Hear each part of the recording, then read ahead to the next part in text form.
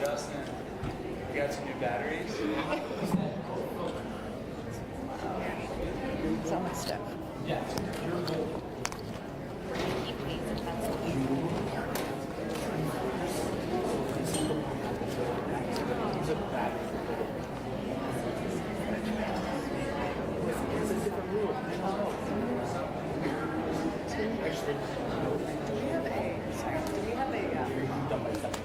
No, I brought you. On the presentations, I don't know if it's not attached to. I was going to say, I don't think you have one. I don't have one up. I have in the past. Jill, oh, where's Jillian? We're missing our board secretary. She's standing over there. I think it's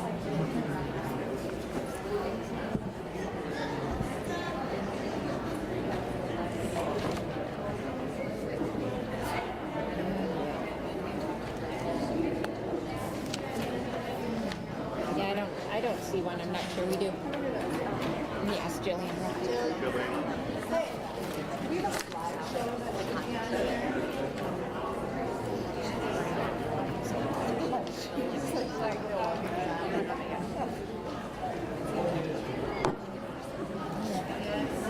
You heard that?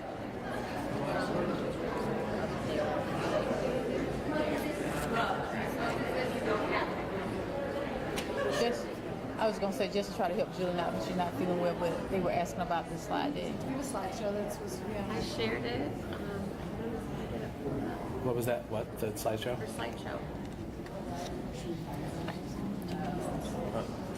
We'll do it during recess. Okay. We're gonna reset? Yeah, we'll get the upside. We do have a recess in here. We have a recess after public comment, right? Okay, good. For 3 Okay. minutes. For 3 minutes. Okay. All right. We're going to eventually do that.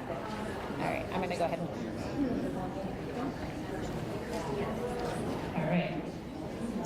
The board will now reconvene the regular board meeting at 5:32 p.m.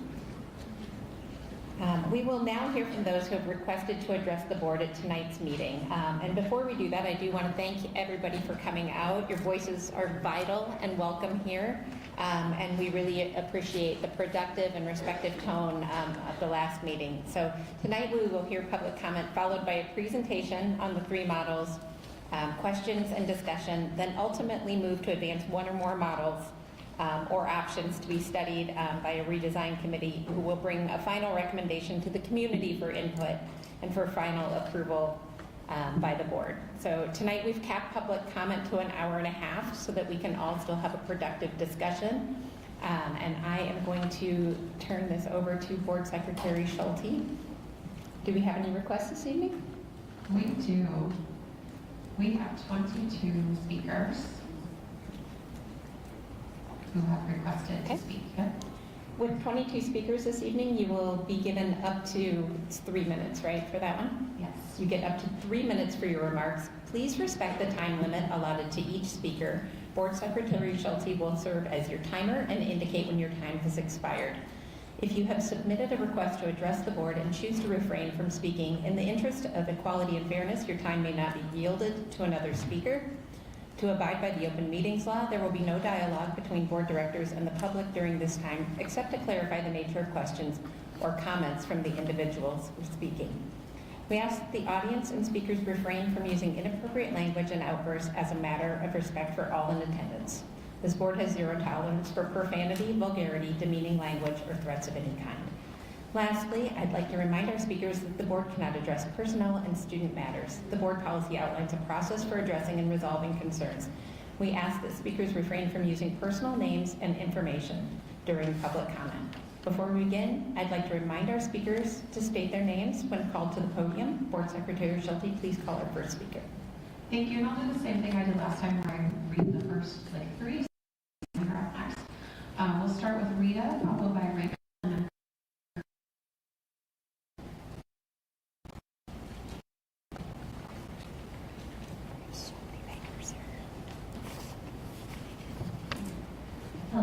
My name is Rita McCord. As a member of the Community Coalition, I wanted to speak to the work that has been done around the 3 models that will be presented this evening for school reconsolidation. 3 models will be presented tonight with pros and cons for the board to review. It was thought that the public should hear about the pros and cons of all 3 models in the interest of transparency and to let the public know what the work of the committee has been. Out of the 3 models, the 2 high school model is the most unpopular out of the 3. All survey data shows this. One of the reasons people have put it forward is because they are looking down the road at enrollment numbers, which are projected to drop. And while it is true that dropping enrollment should have been planned for earlier than now for the current drop in enrollment, it is not true that we should plan on massive continual declines. Having proper foresight requires attention to multiple factors. Firstly, we are getting students back who leave our district. That's a number that should be investigated. Secondly, Iowans are increasingly dissatisfied with how adversely current policies are affecting our public schools and will take that dissatisfaction with them to the voting booth. This could result in policy changes that turn the tide of enrollment, and because that would happen before 5 years from now, we cannot rely on 5-year projection numbers. Lastly, and most importantly, changing our grade configuration will create its own momentum one way or another. It is the right move to have a model that stabilizes the district and provides the continuity of pure cohorts for kids as the intermediate model does. The 2 high school model, however, does not. It blows up the legacy of our school community, and it is akin to an emergency Armageddon plan. Bob Dylan has a song that I find myself visiting quite often lately, called Not Dark Yet. In it he croons, "Sometimes my burden is more than I can bear. It's not dark yet, but it's getting there." It's not time to plan for a worst-case scenario, and we don't need to implement a model that would get us there any faster than we need to. It is my hope the board agrees that it's not dark yet, and will vote to cut the 2 high school model for further consideration. Thank you. Thank you. Next is Rachel, then Craig, then Sarah. Good evening. My name is Rachel Faust, and I stand before you tonight with a deep dual investment in this district. As an instructional coach and parent, like those of us here and at home, I too want what's best for every learner and every staff member. I'm asking that you consider announcing the school closures and staffing to be presented prior to April. If these past few weeks have shown us anything, it is a truth we can all finally agree on. It isn't the brick and mortar that makes a school, it's the people. I have heard the passion from families all over our district, and in this room, I feel the same fierce pride for my children's home, Viola Gibson. But what makes Gibson home, or any building in our district, a home, isn't the infrastructure, it's the people. It's the humanity of it all. Tonight, I am here to compel you to keep that humanity at the center of your maps and models. As you redraw boundaries and feeder patterns, do not let the people part of the equation become a footnote.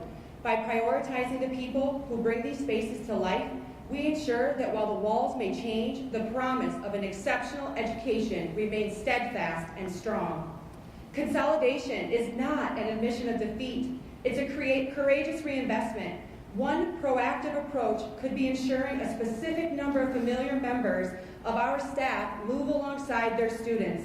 This preserves the vital relationships and school cultures that take years to build, providing the emotional anchor our children need to navigate this change with confidence. As a parent, I am sad, but I'm also hopeful. I hope that you, the board, will remember your first teacher, the one who believed in you and pushed you to exceed your potential. The educators being moved from their buildings today are those teachers for our children. I ask that you ensure our learners have at least one familiar face as they begin to build new relationships within this district. I believe in this district. And as you make your final recommendation, lead by proving that we value the livelihoods of our staff as much as the education of our students. Let's demonstrate that we aren't just moving students, we are intentionally transplanting cultures and communities we've built, melding them into something beautiful that draws families to us. The walls may change, but if we prioritize our people, the promise of an exceptional education will remain steadfast and strong. Thank you. Next is Craig, then Sarah, and then Weston. Wow, I got shocked. Must be in my shoes. Thank you again for this opportunity. Our founding fathers said, beware of political parties. And boy, is it true nowadays. They cannot work together. It is so simple. Work together as fellow Americans, seeking the best decisions, not only for America, because we're so powerful, but for the people of the whole world. That's what we should be doing. We should teach our children to be truth seekers, because the truth will set you free and keep you free. So why am I so interested in this whole scenario? Because I know it is just very difficult to please everyone. I'm not sure who said this, but I think it was Abraham Lincoln. You can please some of the people part of the time and part of the people some of the time, but you can't please all the people all the time. So I want to talk about the Gettysburg Address just for a little bit, and that is what it said. And the first thing that Abraham Lincoln said in the Gettysburg Address is actually a scripture. A nation divided against itself cannot stand. And then he went on later on and said, government of the people and by the people and for the people. How true all that was. And look at the mess that we're in now. You know, I believe that the previous administration actually blackmailed every school system in our country to integrate their agenda. Or they would not give us any of the federal money that was supposed to come to the schools. Now, what can we do about that if that happens again? Because we're in a gigantic mess. You know, the good Lord said that the Jewish people were his chosen people. But when they sinned greatly, he let their enemies come in and take them over. AD 70, the diaspora was an example of that. And they were sent all over the land masses. But they were the only culture that could keep it together. Well, it could happen to us if we become more carnal, if we teach, you know, what happened with COVID, we found out what was being taught on the computers, and that's why it hasn't been mentioned, but that's why a lot of parents took their kids out of the public school. And we can reverse that. Let's try to. Sarah's next. Thank you, Sarah. And then followed by Weston and Brooke. My name is Sarah Cosgrove. I'm the magnet coordinator at Johnson STEAM Academy. Thank you, Dr. Landon and Director Garlock, for joining us at JSA's school-wide Arts Integrated program celebrating Black History on Friday. I wanted to take this opportunity to share with the board some of the feedback we've been receiving from guests who attended the program. From a community member, JSA is a community of educators, students, and families that take pride in their school. From a district staff member, you need to see and experience it to believe it. From an honored guest, these children are smart, wonderful, creative individuals who are getting wonderful opportunities through JSA. From a JSA parent, JSA is more than a school. It's a community lifeline. It's a place for children to express themselves. STEAM education is essential for students' learning and their humanity. And finally, from another JSA parent, JSA is more than a school. It is a true representation of community in action. Students, staff, and families come together to support each other. The role JSA plays in the lives of students and their families is essential.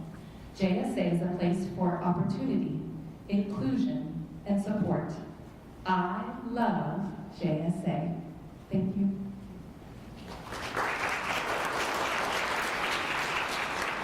Weston is next, followed by Brooke and then Wendy.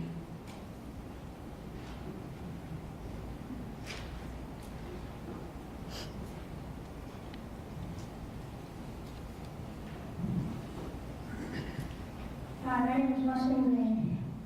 There are a lot of good things to say about JSA. It is a magnet school and a STEAM school. Anyone can go there, and we learn in different ways. JSA is awesome. The teachers are nice and the kids are nice. JSA includes everyone, new students. We help them make friends. Everyone is involved. For our poetry unit in CKLA, poets came in and helped us write poems.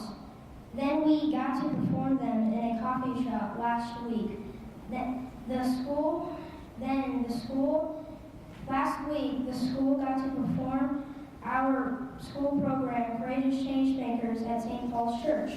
We are goal-getters. Teachers make sure the kids know the test scores so they can see how they improved. JSA is an awesome school for the kids. Without JSA, this community would not be the same.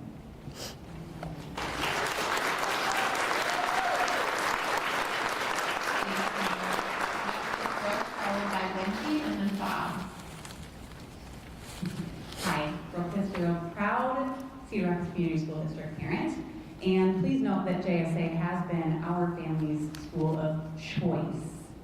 JSA students and community have an immense level of pride. Johnson is the place that they feel safe. Johnson is the place where they discover who they are and that they do belong. JSA has, is, and we hope will continue to be a place where that pride carries with these students through their middle school and high school careers. We are asking that it not only continues, but is actually celebrated. Students who are engaged, empowered, and proud to be a part of not just our school, but of our communities. Thank you.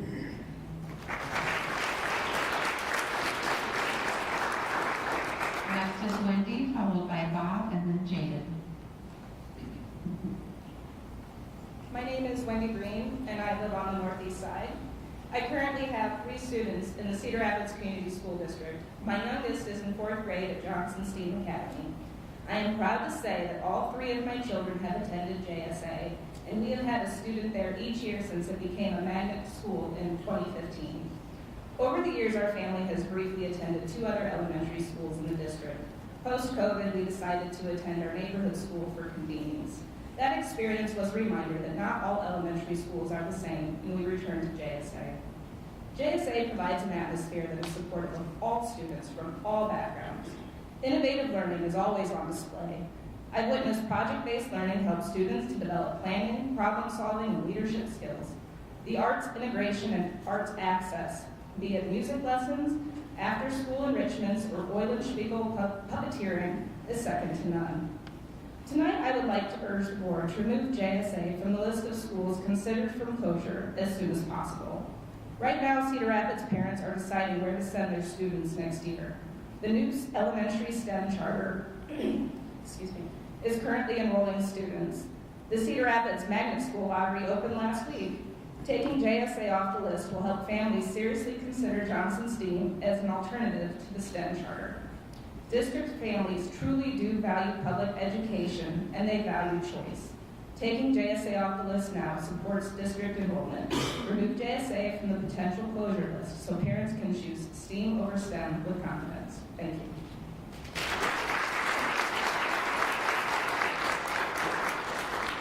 Thank you. And after Bob will be Jaden and Aaron.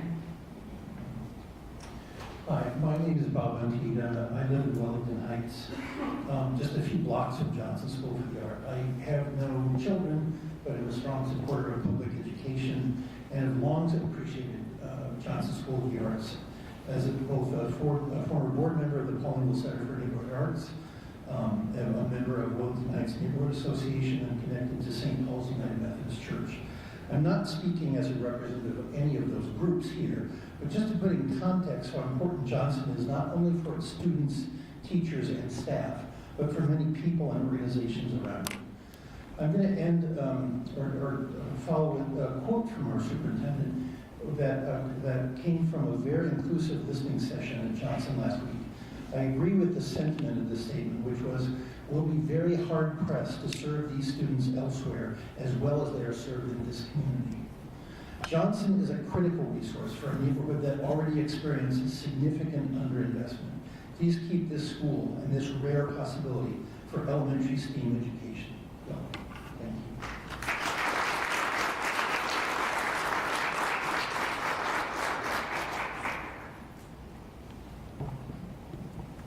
Thank you. After Jaden, Deborah.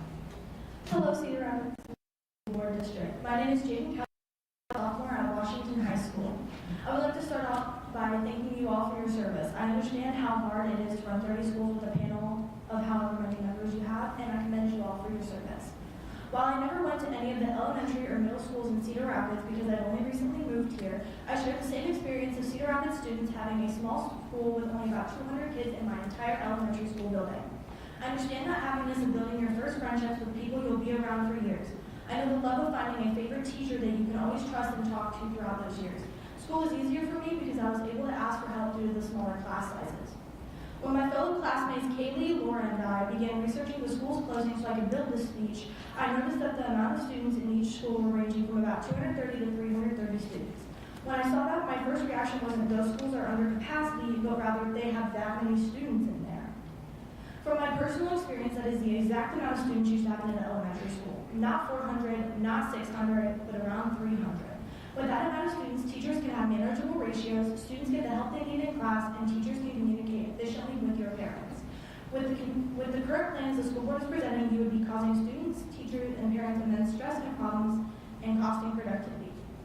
Big switches like the first plan that was mentioned can be directly linked to social and emotional development delays, behavioral problems, and other problems that more buildings you do for a K-4, 5-6, 7-8, and 9-10 education plan. From the closures of Nixon, Cleveland, Wright, Pierce, Cedar River, Johnson, and Truman, a total of 1,823 students would be affected by these closures. This isn't a number to glance by and disregard when making this decision. This is the 6-year-old girl who won't go to the same school as her best friend because her zoning district changed. This is the 8-year-old boy who won't get home until 5:30 because he now has to walk multiple miles home. This is the 4-year-old who will be thrown into a bigger school because the only learning center in Cedar Rapids closed. This is the 10-year-old boy who will fail his math test because he couldn't ask enough questions due to his teacher being occupied by the other 29 students in his classroom. These are underprivileged communities with schools like Johnson and Cedar River who will feel the weight of it all, and the other 5 schools will feel that weight too. This isn't because of the parents. This is because of lack of urgency from previous Cedar Rapids School Board administration. It was Ms. Tawana Landon who informed us about her forgetfulness to let the city know what the bond was for only after it failed, according to a KCRG report. We should not close down 7 schools that children have found their friends, family, and hobbies in. We have more options to explore. If we are this deep into debt, why is the first thing on the table not selling our 2 pieces of land? We do not have enough money to build schools on this land if we do not have enough money to keep 7 elementary schools open for the children. If anything, I urge you guys to please keep Johnson open. Johnson is so beneficial to those students. Thank you all and have a great night.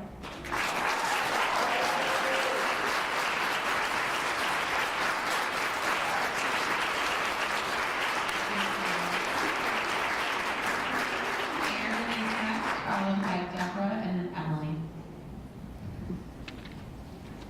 My name is Aaron Grinstead. I'm here tonight both as an employee and as a proud member of the Viola Gibson Group, a school that could be directly impacted by these changes. I want to begin by acknowledging our shared commitment to our students. However, right now, it feels like these decisions are being made for our communities, not with them. I understand that change may be necessary, but boundaries, building use, and the real cost of renovating these spaces should be clear options before presented to the public. Instead, it feels like our communities are being asked to guess, worry, and fill in the blanks, creating unnecessary anxieties. Viola Gibson is an amazing school that is deeply valued by its neighborhood. Yet schools like ours are being treated as options on paper simply because we are considered big enough. This concern I am raising is not about resisting change, but is making sure that students are truly being placed in the best possible learning environment. Can we realistically accommodate 700 students in a building that was not originally designed for them, while still offering the same level of services for students that might receive elsewhere? Where will we put everyone for assemblies, concerts, and family events? What about bathrooms, lockers, collaborative spaces, and rooms for extracurriculars? What about the students coming out of gym class and have nowhere to change? These are all everyday realities directly affecting students' dignity, comfort, and ability to learn. The uncertainty and the lack of a clear plan is having real consequences. Families are discussing leaving. Staff morale is being impacted. This is not just one school's issue, but district-wide. I'm asking you to slow down this process. Every school board member and district leader needs to personally visit all schools under consideration, walk the halls, talk with staff, talk to the PTA. Come up with answers and that reflect not just numbers, but real people that are the heart of this district. Thank you for your time.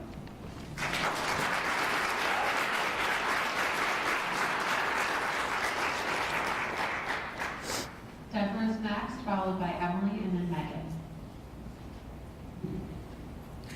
Good evening. My name is Debbie Fricky, and I am a parent, teacher, and alumni of the Cedar Rapids Community School District. Tonight, I would like to pose some questions that have been brought up throughout the process of redesigning our district. When thinking about what our families are being asked to consider, I feel as though we haven't given them enough information for them to make an informed decision. We're asking parents to pick which option they think will help us save money for our district. What these voters are missing is the full picture of what this would look like. For example, when we give the option to turn Viola Gibson into a 5-6 building, does the community understand that by using an elementary school for a 5-6 building, that we're asking them to use a school that only has one common area bathroom on the first level? That all classrooms on the lower level have bathrooms suited for little kids? Do you know that there are no locker rooms in the gym class, no common areas for kids to meet before or after school? Where would you put 700 kids on a rainy day when they get off the bus or when the temperature is below 0 degrees? Gibson was built for little kids. This includes bathrooms, countertops, lockers, sinks, etc. Where will they do science labs?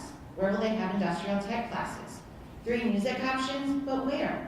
I'm curious how good learning will occur in the rooms above and next to the orchestra and band rooms, let alone the storage for all this equipment. I then asked the district, how much would renovating a school like Gibson cost to turn it into a building suited for 5th and 6th graders? Is spending $2 to $3 million to renovate schools in an already successful building really saving money in the long run? Another question I pose is what happens to those 400 preschool and 4th graders that we already house? Where will they go if we are closing elementaries and the closest elementaries are already near capacity? Are you going to split 400 kids into multiple buildings and break relationships within the communities they live? I know that these same questions are being asked at multiple buildings around our district. This is not just at Gibson. I am asking that you slow down and gather more information to make informed decisions. What buildings are in dire need of being closed? How can we fill the buildings to capacity with the fewest changes? What is the vision of the district for the future? I strongly encourage, actually I beg each and every one of the board members and administrators to tour every single building in our district to see what actually is feasible in each building. Buildings are not just a number of classrooms, they were built with a specific purpose in mind. Just because there's a certain number of classrooms, that doesn't mean it can fit the purpose in which you want it to. Thank you.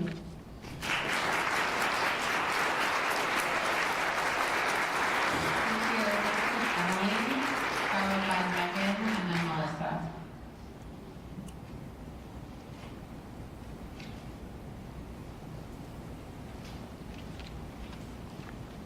My name is Emily, and I live on the southwest side of Cedar Rapids.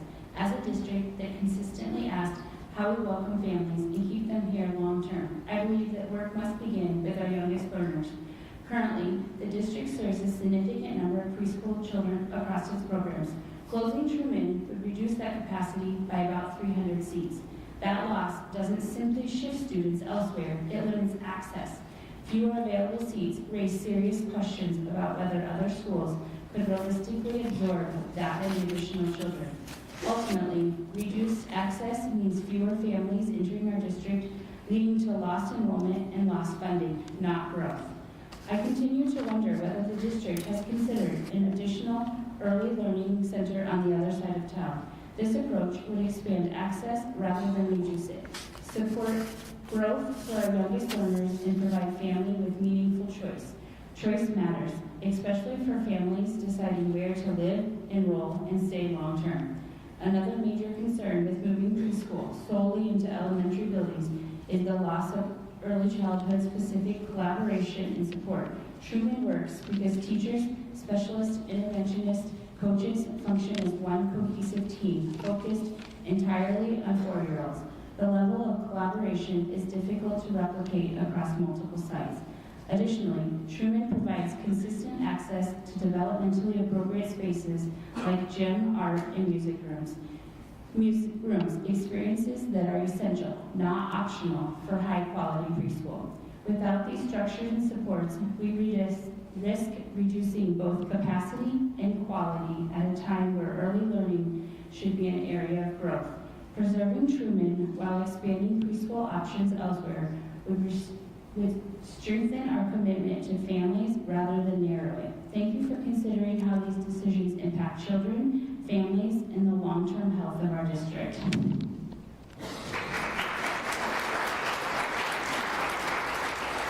Next is Megan, followed by Melissa, and then Daniel.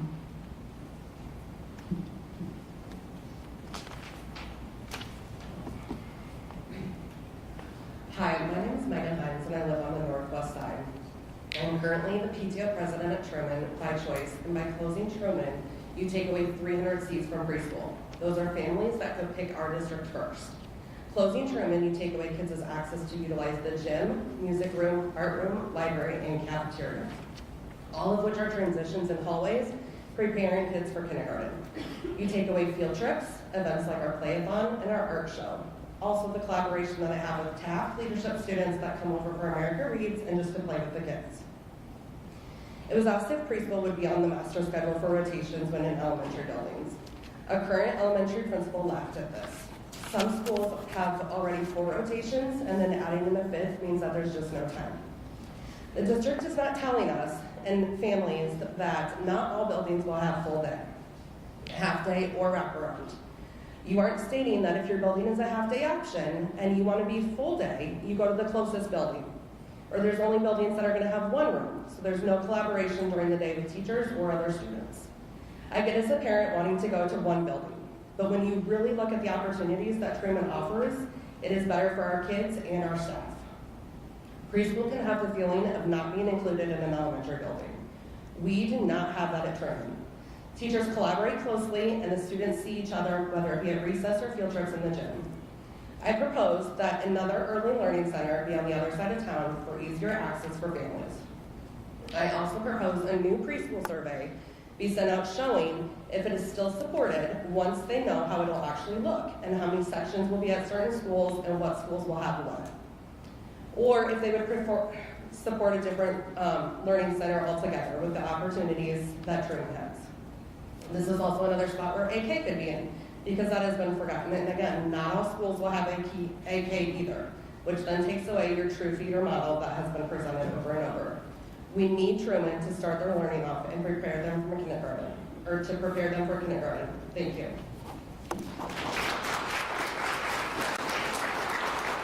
Next is Melissa, and then Daniel, and then Mickey.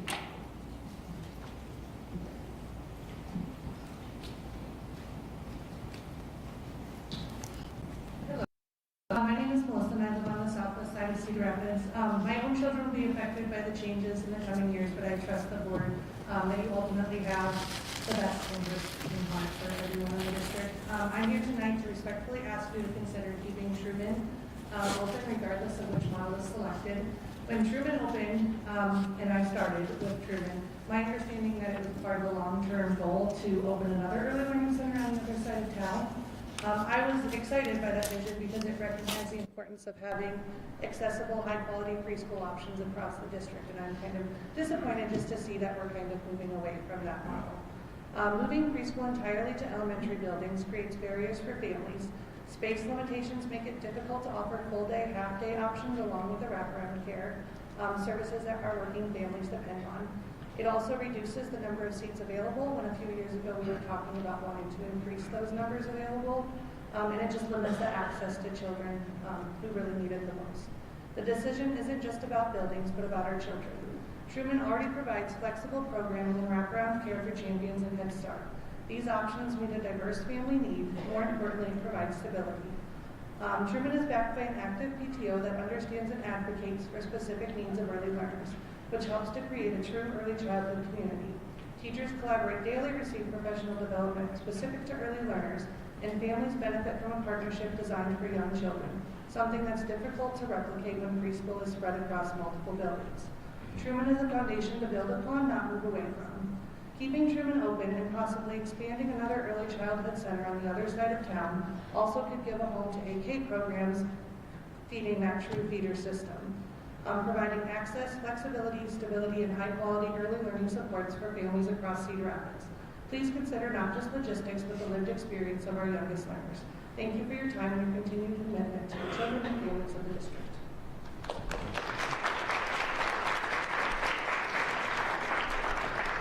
Daniel's up next, followed by Nikki and then Chandra. Hello, my name is Daniel Surratt and I'm a senior at Washington High School. I'm speaking tonight not just as a student, but someone whose life has truly been changed by this school. I know that deeply because I have seen both sides. I attended Xavier before coming to Washington, and I can honestly say that I am a completely different person now than I was then. At Washington, I found my voice, I found belonging, and I found purpose. I'm a varsity cheer captain, a student senate executive officer, and my senior class is vice president. But beyond the titles, I'm a student who found confidence through opportunity. I've been involved in show choir, speech, musicals, and multiple plays. I'm also a member of the Thespian Honor Society. These activities did not just fill my schedule, they shaped my character. They taught me discipline when I wanted to quit, teamwork when I wanted to lead alone, and resilience when things felt overwhelming. They connected me to teachers who pushed me, who believed in me, and helped me grow into the person I am today.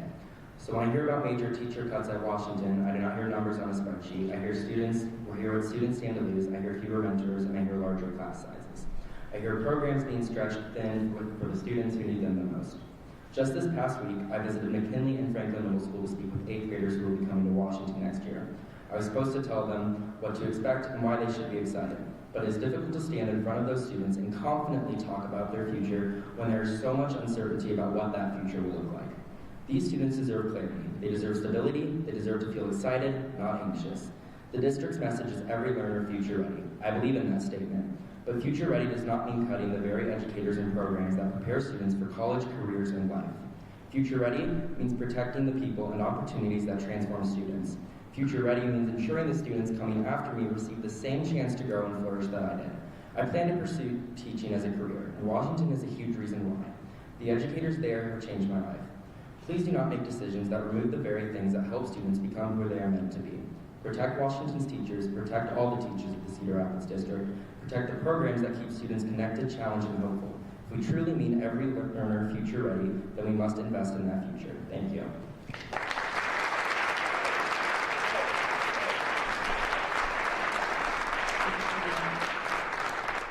Next is Nikki, followed by Chandra, and then Adam.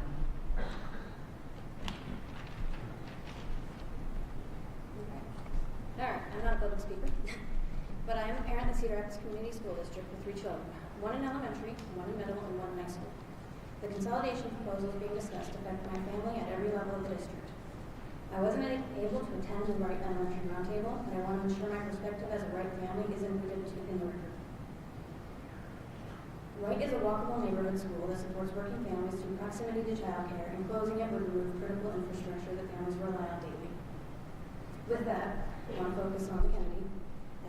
My oldest son was originally assigned to attend Washington High School. As a family, we made a very intentional decision to enroll him at Kennedy instead because of its academic strength, stability, and the opportunities it offers.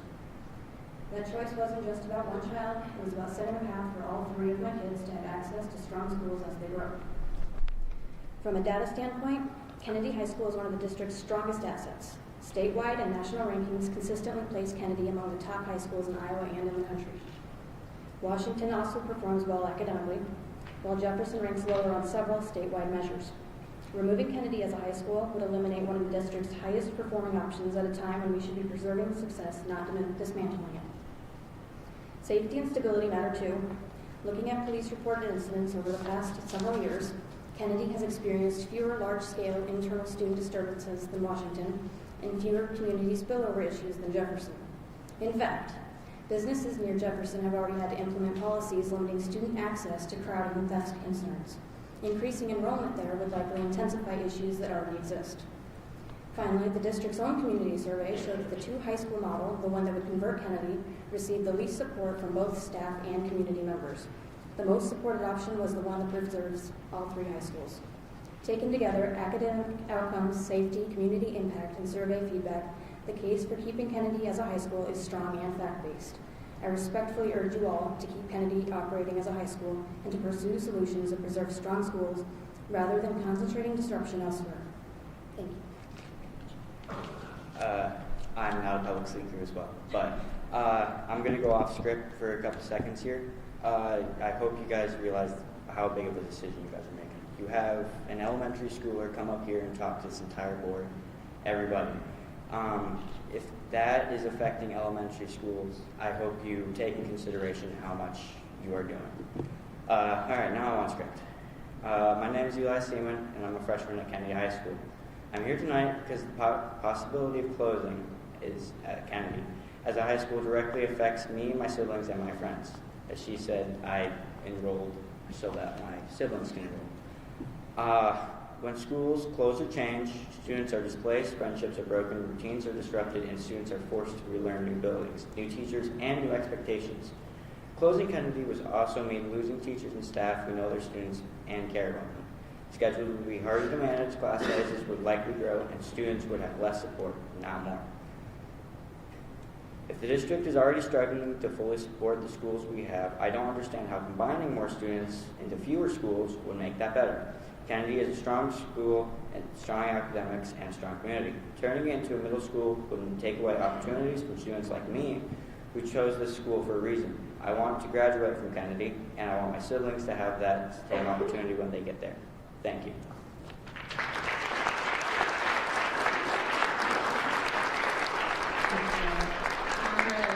Followed by Adam and then John.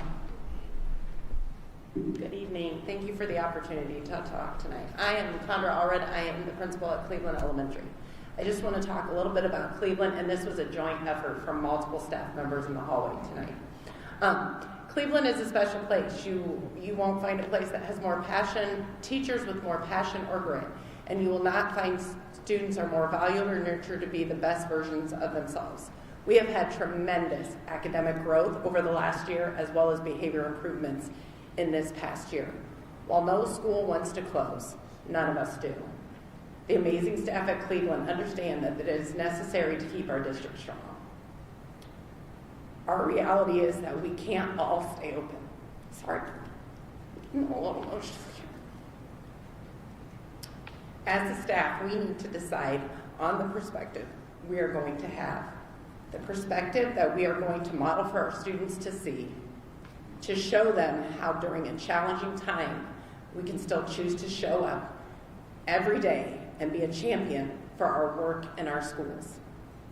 And as schools begin to close, we will take the roots that we have built in our building within each of our schools and plant them in new locations, bringing new colors of perspective and possibilities.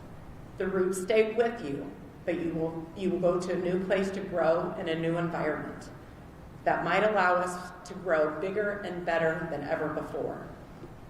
My staff has a different perspective than many in this room tonight. They want decisions made and made quicker. With decisions made quicker, we will know where our students and staff will land, and they will be able to plant new roots and become bigger, stronger, and better. Thank you.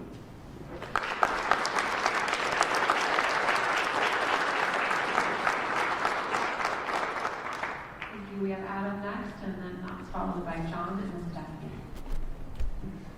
Good evening, members of the board and superintendent. My name is Adam Chittenden, and I'm a resident of the Northeast Side. I'm here because, like many parents, I'm looking at a $10 million deficit on one hand and a $7.5 million land purchase on the other. We're told that these are two separate buckets of money, but the community will see one reality, a crisis of priorities. I'm here to ensure that in 5 years, we're not standing in the same room wondering where the funds went while more neighborhood schools sit empty.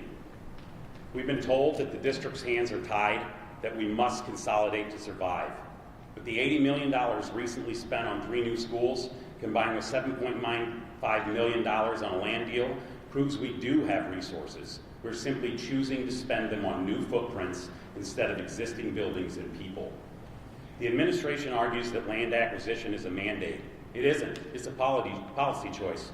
We had legal alternatives, such as utilizing Iowa Code 298.8.2, creating a flexibility account to bridge the gap and save essential programs. But we chose to buy dirt over keeping teachers in classrooms.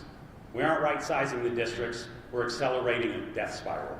By closing neighborhood schools, you're giving families on the northeast side every reason to look at Prairie or Linn-Mar districts, further eroding the tax base we need to survive. Let's talk about what's at stake. I live right near Pierce Elementary. Pierce isn't just a building, it's a high-performing school, one of the best in the state. It's a diverse, successful community that feeds directly into Kennedy. When you propose right-sizing by closing schools like this, you aren't saving on utility bills, you are destroying property values and severing long-standing community ties. The northeast side provides a massive portion of this district's tax base. If you remove the neighborhood from our neighborhood schools, you give families every reason to move across the border to Linn-Mar and Prairie. You are creating a death spiral where fleeing families lead to lower enrollment, which leads to more cuts. You cannot cut your weighted growth by alienating your strongest supporters. This brings me to the issue of fiscal management. A budget is a moral document, but it is also a technical one. When we see a massive land expenditure in the shadow of a massive deficit, it signals a lack of rigorous internal challenge. We need more than just reports. We need proactive oversight of the CFO and the financial department. It's the board's role not just to approve the administration's vision, but to act as a check and a balance. We need to know that every dollar is being spent and scrutinized through the lens of how does this keep our neighborhood schools open, rather than how does this expand our real estate portfolio. I don't want to be back here in 2031 asking why the new schools are underfunded because we chased a consolidation model that drove our families away. I'm asking this board to exercise its authority. Prioritize the students we have today over the land you might want tomorrow. Provide the oversight necessary to ensure our CFO is finding ways to save our schools, not just to fund their closure. Thank you.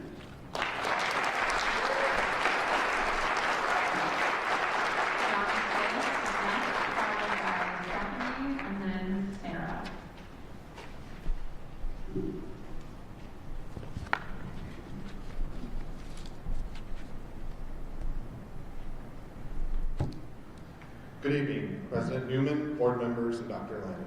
My name is John Swift, and I'm a parent in the district. I want to begin by thanking the staff and families who took time to complete the reconfiguration survey. And I'd like to thank the board for slowing the process to gather feedback. That effort matters. I'm not here tonight to argue for or against a specific building. I'm not here to ask for a final decision. I'm here to ask that the board take its own survey results very seriously as the work moves forward. The survey shows a very clear pattern across both staff and families. The intermediate model received the strongest overall support for long-term student success and stability. The 2 high school model was overwhelmingly rejected and viewed by families as likely to drive significant enrollment loss. And across all models, families consistently cited the same concerns: loss of school community, loss of walkability, and repeated transitions for students. For many families, neighborhood schools aren't just buildings. They represent stability, walkability, and identity. And the survey shows how deeply people value that. Taken together, this survey doesn't give the board unlimited flexibility. It narrows the safe path forward. So my request tonight is simple. As you move into the next phase, please ensure that your recommendations clearly align with what families and staff said. Not just about finances, but about stability, trust, and keeping families in the district. Thank you for your time, and thank you for listening.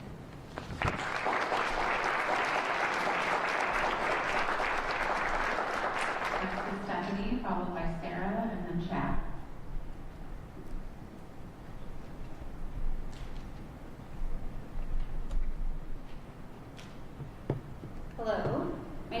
Stephanie Irby, and I'm on the southwest side of Cedar Rapids. I spoke with you a month ago, and I shared my passion for the west side of Cedar Rapids. I've come to the rest of the board meetings, and I've listened to the community's concerns. This all started with a plan that outraged many families, the intermediate model. Families felt that there was too many transitions, they had concerns for their neighborhood schools, transportation, special programming, and the community feeling that has been established in each building. While 2 additional options have been presented, they've also enraged specific pockets of our city that were able to advocate for themselves and for those buildings. We should not be surprised by the outrage or by those survey results. And we shouldn't solely rely on them to drive these decisions.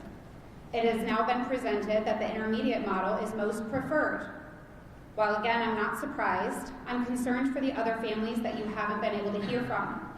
Their schools have food banks, they provide coats, they are a safe place for their students, they help their kids' parents find jobs and find homes, they're filled with passionate teachers. I'm proud of the education my older 2 children have received at Jefferson. Shout out to those teachers, we love you.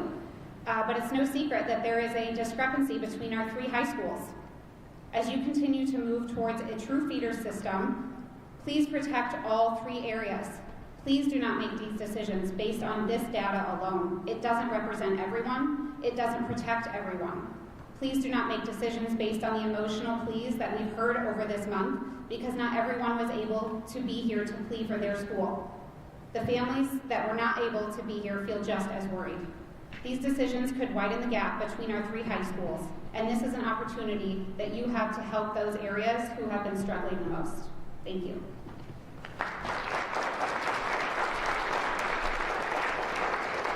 Thank you. Mary is our next speaker, and then that will be followed by Chad.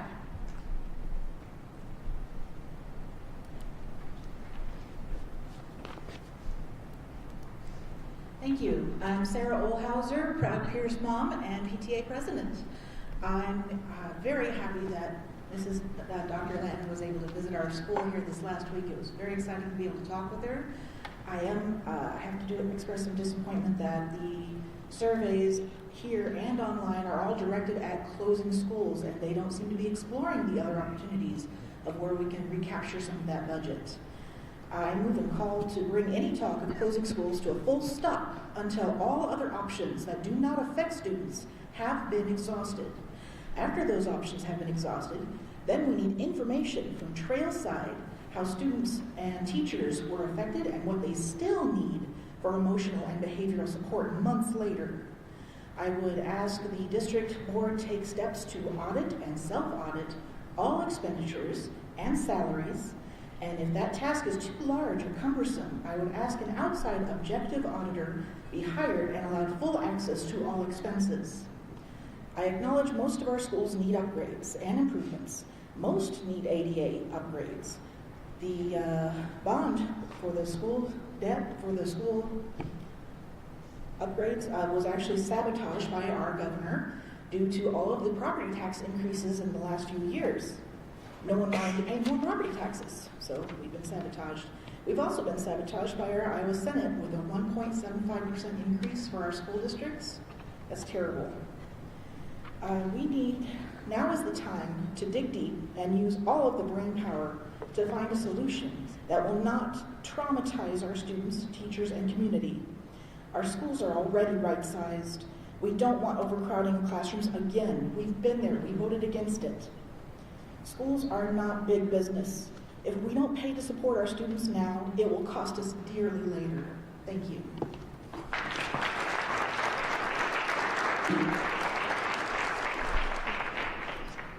Our final speaker is Chad.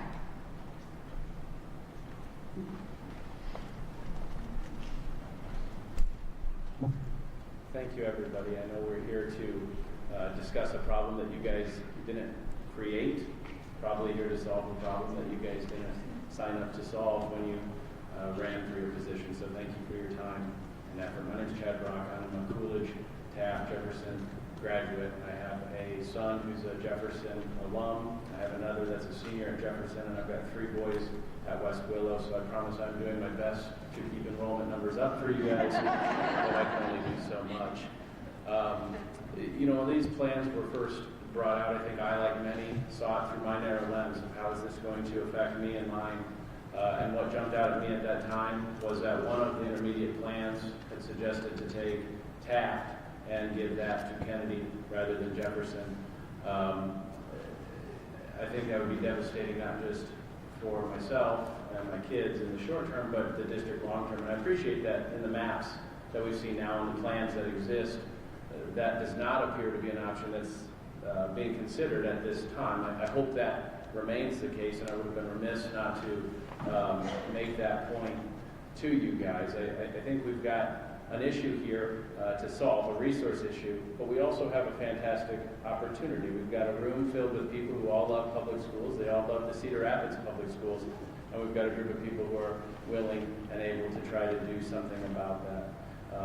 We maybe can't control all of the resources that come into our buildings, but we can control some, and it's the people who have the time to be here tonight. And as we look at the comments, we do realize that there are some schools in some parts of town maybe that have more of those people resources than others do. I do understand that Taft going to Kennedy is not necessarily on the table tonight, guys, but I think it would be a long-term strategic blunder to put that back on the table if that ever is considered. If you look at the Cedar Rapids School District map, we have a couple of growth areas, one to the north, very clearly Kennedy's area, one to the west. If Taft becomes a Kennedy feeder, it becomes very hard to not have the west side growth also be heading towards Kennedy. I understand this isn't a meeting about zoning, but these decisions about building will necessarily affect where those zones must be and tie our hands on that. I think we have an opportunity to make sure that we solve all of these people's concerns to the best extent possible in the short term, but also think long term about where this district can and should be to ensure that we have 3 equal schools in the future. Thank you very much.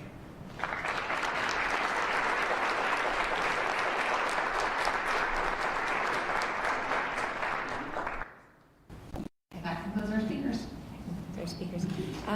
With that, the board will take a 10-minute recess. We'll get reset for our presentations, and we will reconvene at 6:27. Can I have a motion to recess? So moved. Second. All in favor, say aye. Aye. And what time did you say? 6:28, so we'll be back here at 6:38. I was like, see, I figured she was looking at mine and I was feeling bad. Because we was at different times. No problem. Reconvene at 6:27 the first time. Oh, I did? Okay. Yeah, well, I was looking at my clock and saying the time. We got it. Oh, my goodness. Did you know that? I don't. It's my first time. I met so many different people, which is awesome. Yeah, me too.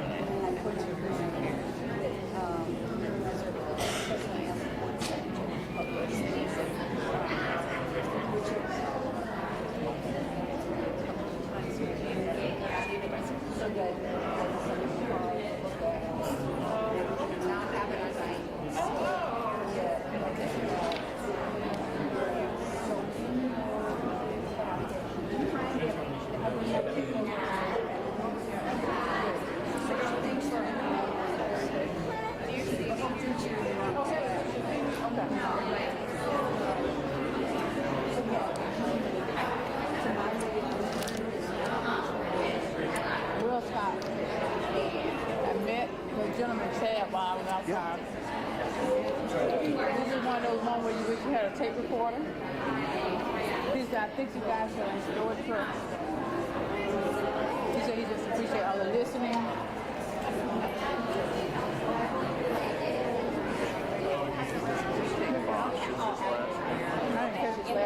And then the resolution as it's being changed, can we have that as a Google Doc easily here? I think if you open near the document, the resolution is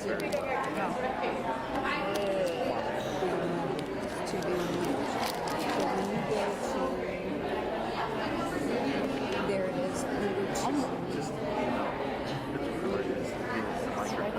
There we go. There's a bunch of tabs. So let me go ask Heather if there's a way for you guys to see us redlining. But you're doing it up there too, right? We won't be showing it live as we do it. Okay. But we can either publish the redline version or publish. I don't know how we could quickly, because we got to reconvene here, but like I don't know how we could quickly get that in Google Docs on our iPads. There's not really a way to. Could they, in Google Drive, make that something that anybody should be in our organization can view, and we can look it up in Google Docs? Or because we can get to docs from here, right? Good. All right. Oh, here we are. Yeah, but that's not going to get it here. Can't check our email. So if it's in Google Docs, oh shit, we have to be signed in. Continue as board. Heather.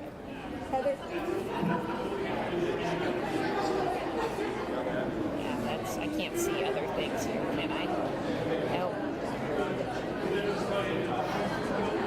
Do you need me to put it up on mine? Okay, I always hate to ask this when I'm sitting next to somebody, to a guy. I'm like, is it warm in here or is it just me? He's freezing. I'm Oh. You're hot. We're all going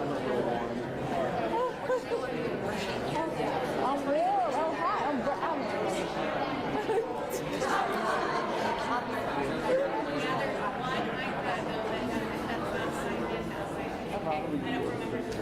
No, okay. All right.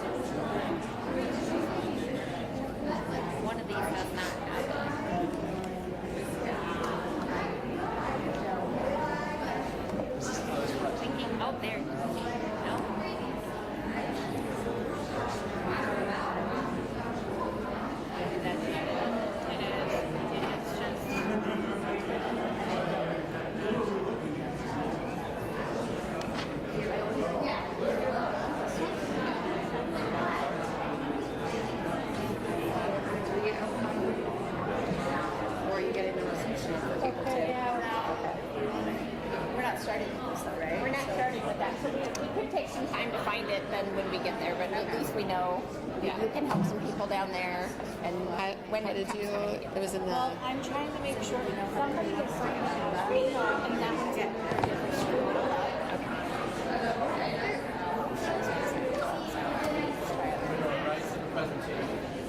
That just like slower, and then we want to get that. Okay. Sure. Okay. I will.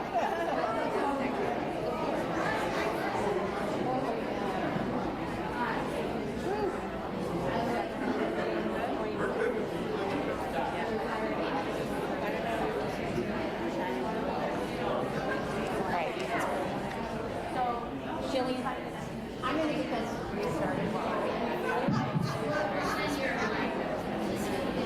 The board will now the regular board meeting at 6:40 p.m. Moving on to administration, we will hear from members of the coalition and ELT regarding work done this week around the school redesign models.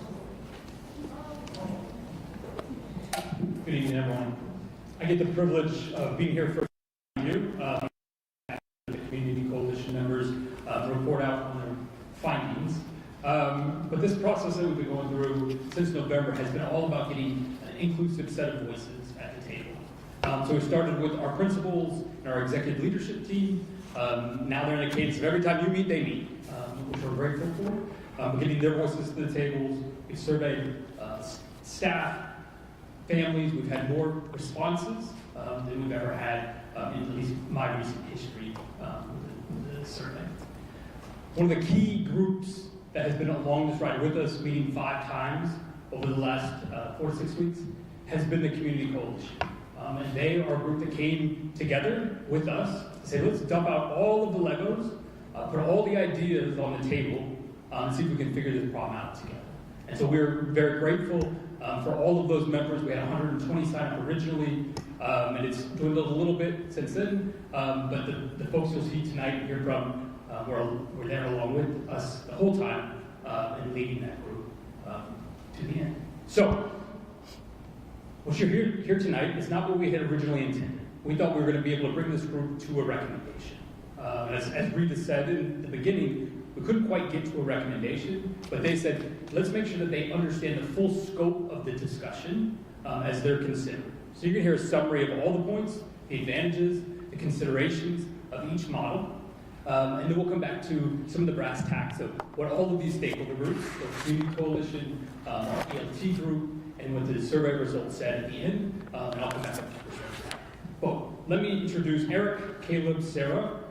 We had Ariana was going to join us. She has a sick kid, so she can't be here. And Marnie, and they'll present what their conversations were at the Community Coalition.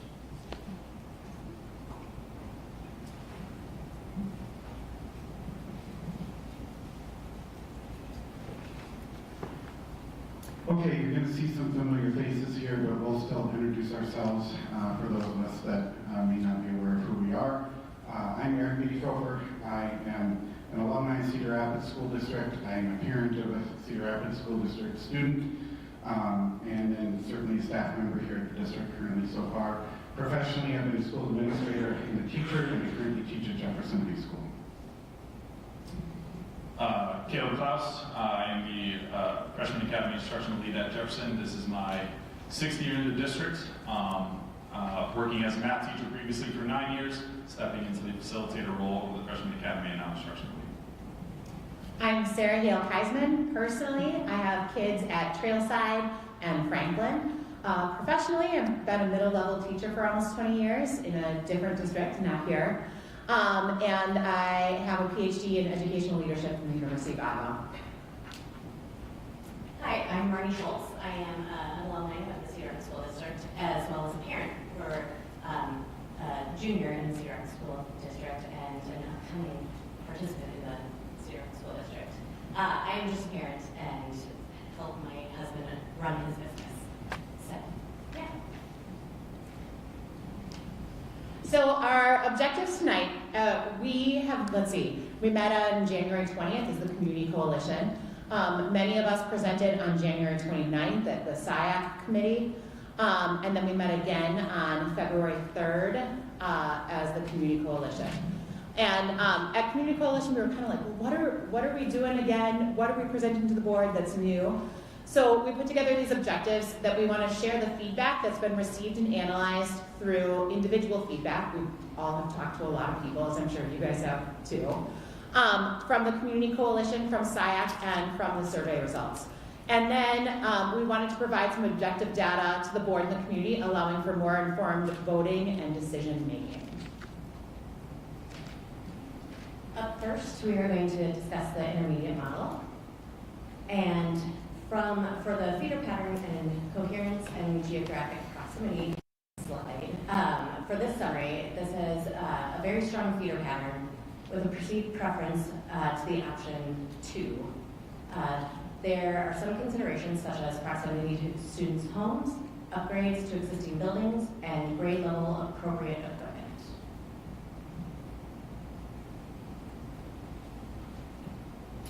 As far as financial impact and return on change, for our summary statement, this model delivers significant projected savings, but draws mixed confidence about long-term financial stability and preserving community school structures. Key uncertainties include facility upgrade costs, transportation expenses, and the future use of closed buildings. It hit the $6 million mark as far as the reconfiguration goes, but as we dug into it and got the feedback, the repurposing of some of the buildings, either from middle school to a 5-6 or an elementary to 5-6, as discussed earlier by Ella Gibson, was one of those examples. And then additional things like playground equipment, busing, transportation, and really all things to make those buildings grade level appropriate. In terms of student access, opportunities, and experiences, this model expands access to fine arts, specialists, athletics, and intramurals, with staff viewing it as more effective. While it supports same age grouping and broader opportunities, concerns remain around athletic logistics, transitions, and family involvement. A couple key things: it does give us full-time specials, was one of the advantages, along with preschool accessibility. But again, those transitions and trusted adults is one of the things that we need to consider with this model. I get to talk to you tonight about workforce and community stability, which, as we listen to all those speakers, was such a key, those relationships were such a key thing that people talked about. Under the intermediate model, this model shows some mixed support with limited impact on staff retention and some risk of family and staff attrition. Staffing licensure remains a key concern.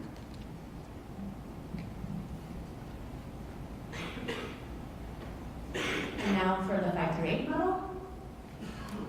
For the feeder pattern coherence and geographic proximity, the 5th through 8th grade middle school model offers advantages such as strong feeder pattern coherence and minimal disruption for families and staff. However, considerations include the need to closely review building capacity and the potential for the ripple effects on high school capacity if enrollment shift occurs. For financial impact, our summary statement, the model would generate approximately $6 million in savings, largely due to closed elementaries. It also reduces transportation costs from maintaining neighborhood schools. However, a small amount of these savings would need to be offset by the purchase of additional playground equipment. Similar to the intermediate model, ensuring that with the addition of 5th graders that the buildings are grade level appropriate. One of the advantages was potential fewer transportation costs, especially with 3 different levels of buildings as opposed to 4. But then again, the considerations would be playgrounds and anything for the lower levels.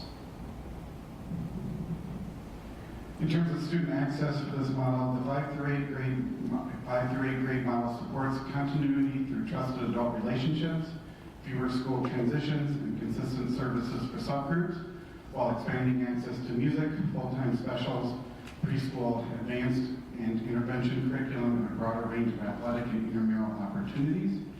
Key considerations include ensuring equitable access to special education services across multiple buildings, managing intervention and cross-grade scheduling, and meeting state requirements specific to 5th grade programming. Some advantage highlights, but definitely the fewer transitions is this model's main advantage, along with mentoring opportunities for 5th through 8th grade.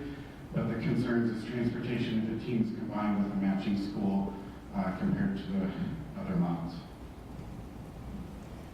When we take a look at workforce and community stability, this model would provide a high retention rate of staff and students per the survey result.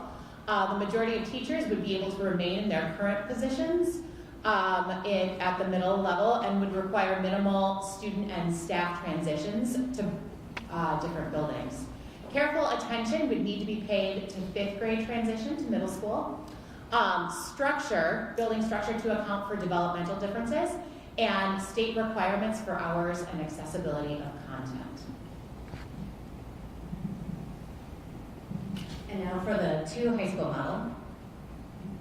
For the feeder pattern coherence and geographic proximity, this model creates a clear east-west PK through 12 pathway, anchored by 2 comprehensive 10 through 12 high schools. Feeder patterns are easy to explain and follow with a greater possibility of balancing community subgroups. For the financial impact, this model provided the highest savings amount of $8 million with consolidations at all 3 levels. However, it also came with the largest financial risk with potential enrollments and staffing declines based on the survey data with staff saying that they would be leaving the district. To point out some of the considerations, right? The highest risk of enrollment decline, the one-time transition costs with rebranding and moving and logistics. Again, for the advantages, the $8 million out of buildings, but then reducing duplication of staffing across 2 areas as opposed to 3. Student access with this model. With 2 larger comprehensive high schools, students can gain broader access to courses and experiences, AP, fine arts, athletics, and clubs through increased enrollment and critical mass. The key challenge is ensuring continued participation and access while encouraging equity across both schools. Certainly the advantages of a large student base supports more courses, positions Cedar Rapids to be more comparable size to others within the state. Certainly buildings operating near capacity can limit growth and potential flexibility as a concern we need to be aware of. And then, as far as workforce and community stability goes, this is the most significant community identity shift because it changes our long-standing school structures. It may improve long-term staffing stability if the plan is clear and consistent, but it also carries the greatest risk of family departures and staff uncertainty during the transitions. So some of the key learnings that we learned through going through all these processes are we will need a strong transition plan regardless of the model. Boundaries and equity are a major community concern. Long-term sustainability of the district. What is the readiness for each model? Will we have to revisit this conversation in 5 to 7 years? Current enrollment trends, declining birth rates, political atmosphere changing. Concerns of current survey representation and equity. Need to rethink how information is distributed to the community and families. Information is not currently easily accessible, and multiple survey questions with 300 to 500 unsure votes. We also need a plan for marketing and PR to shift to combat declining enrollment.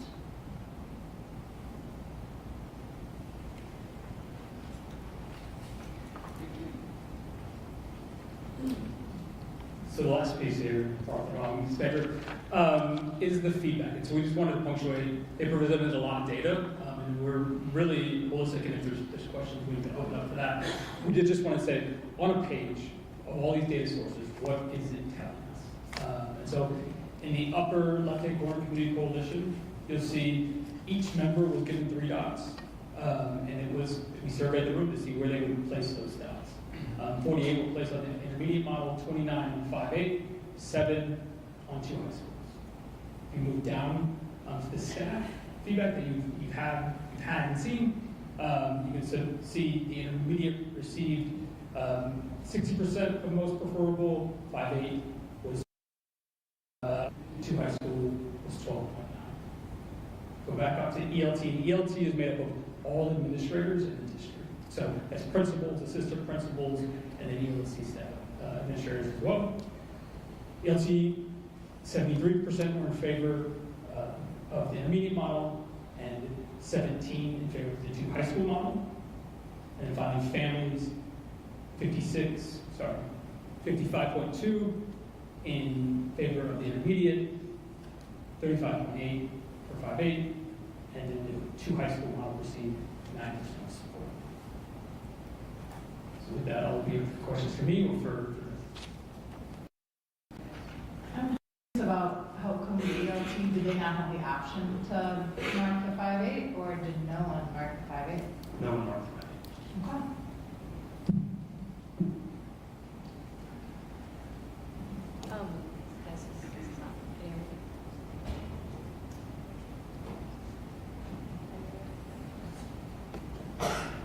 Do you want mine? Here.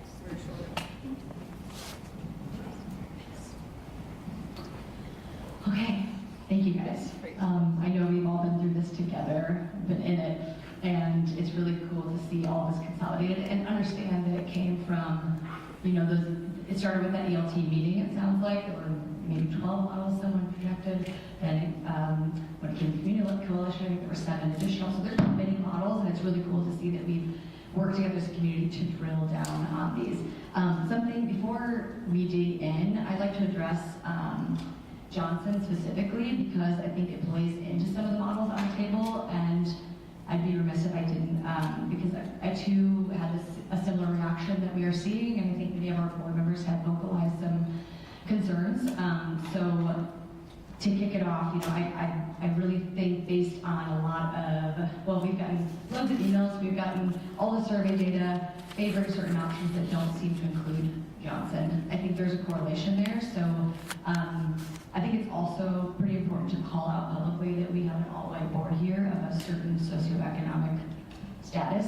And so while we each bring our own lens to the work that we do, it is incomplete, and we don't want to just rely on the collective experience of us 7, because that you know, wouldn't be responsible. It's short-sighted, that's not a criticism of us, that's just the reality of the situation. So we want to thank you for everybody bringing emails, public comment, students, and everybody coming forward to share this through surveys and whatnot. So at a high level, I just want to add a few things here that maybe weren't said today, but because I feel so strongly about this. JSA serves as a community anchor in Wellington Heights, where there's a food desert, provides meals, weekend food support, summer meals, food pantry, high-need demographics, which we've talked about today, leadership stability under the current principal, which is in their 3rd year and hitting its stride, rising academic scores, teacher-student satisfaction numbers on the rise. We've made recent investments in playgrounds, bathrooms, a mural that's being installed, preschool facilities. There's mega dollars tied to this building directly. So it feels important to address the fact that closing JSA would disproportionately impact Black and brown students on the southeast side of our town. With the moral compass of, you know, what I mentioned before, I don't approve of an all-white board closing our highest school with highest population of Black and brown students. So again, I don't even know if I'm doing this in the right order, but before we consider options, I think I would like to amend that we move forward not exploring any configurations that Johnson is on the table for closure, which... Okay, we're not quite to that point, but if you'll hold that one for me when we get to the motion aspect of it, we'll get there. So is it possible, though, to put that in for a later consideration? Yes, it is. Okay. Yes, it is. So. As we explore the models, if there's anything that could impact that, what's the best way for us to address those configurations? I don't understand your question as... I think what we are maybe going to try and do is just like figure out what models are best. Can we maybe ignore the buildings that are being brought forth for option, because we'll talk about that later? We can until we get to the motion part of it, and then we can make that as specific or as vague as we agree to make, and then we'll move to that resolution piece where there's another opportunity to add that as a potential amendment. Okay. Does that help? Yep. Okay, great. Thank you. I just want to say, I think we have our community members up here, and I think this time maybe it would be best used if we have questions for them, and we can just let them know, and then we can have that conversation here at the board. Can I say something quick about process? Too, just to highlight a little bit about our process, the Community Coalition, you know, they had mentioned that things are dwindling. In all those meetings that we have, when we did those votes up there were 38 of us who put together those votes, so just to give you an idea of number. And then the other thing that I want to represent, I mean, you guys know which model I like, but ELT voted like 2 weeks ago, Adam said, so this has been moving so rapidly that I would encourage that if you wanted an accurate ELT representation, to take a more recent vote of where people are thinking. And it might be the same, I don't know, but just, you know, there's been so much. I just want to appreciate the work that went into the Community Coalition 5 meetings. I think what I heard is that all 7 of the board members attended at least one of those meetings, so I appreciate the opportunity to be in the room, but as many people stated, not talking, just actually listening, and I think it was really valuable. I can speak for myself. to be in that room. I was with the fifth one. And there was clearly some tension in that room. I mean, some really strong opinions about different models. I just want to commend the group on not necessarily wanting to be on teams and feel like you're competing and truly work together as a community.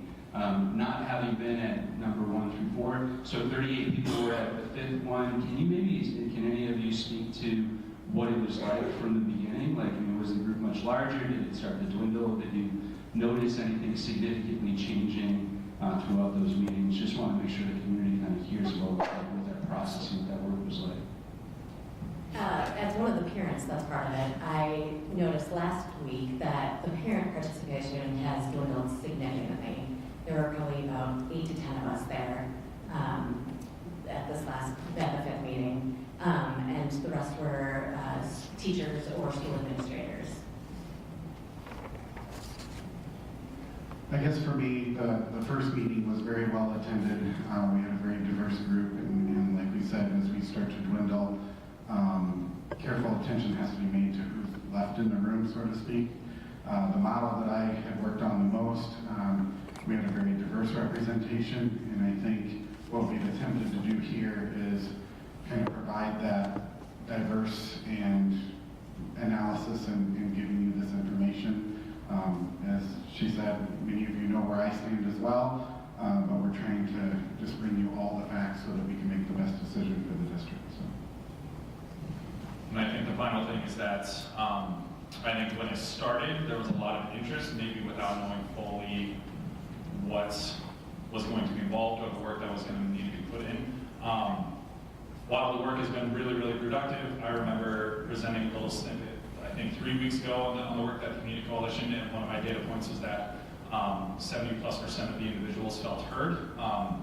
And while that is a reasonably high number, there is then 20+% of individuals who then did not. So maybe through some of the processes that some individuals didn't feel fully heard or felt like they were contributing to the work, and that could have led to some of that as well. I have a question. On the 5 through 8 model, so on the intermediate model, there's 2 options. On the 5 through 8 models, there's 1 option. Were there 2 options or more than 2 options at one point in time and it got narrowed down? I think for us, the 5 through 8 model has really stayed consistent throughout. When we initially kind of put the design together, there aren't a tremendous amount of options with building capacities, where they're at in the district and things of that sort. I think our biggest one was just what was going to happen with Johnson on the southeast side. Strategically, it can go either way. We're able to still keep our savings, still keep the goals in mind, and keep it open. But we also wanted to be honest and say this is a potential way for us to save money. So I've been here with all the feedback. I see what's happening with that. But our model has really stayed consistent throughout, and there really wasn't 2 options other than just the Johnson.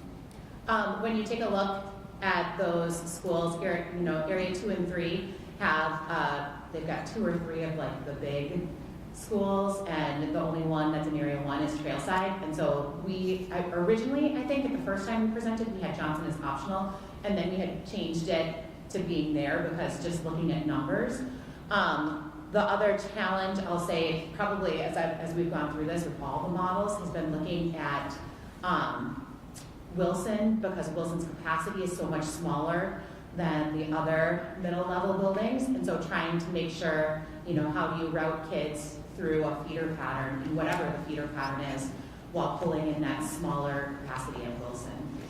And that's the hardest part, is without kind of general boundaries even, it's very difficult to really put this model into place because of that reason.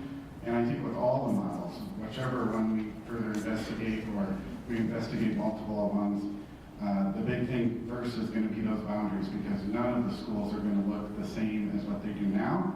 And I think that's a definite advantage no matter what model we choose, is to take those changes into account and not necessarily always look at the lens of what's there and what's currently not there, and we have some flexibility there as well.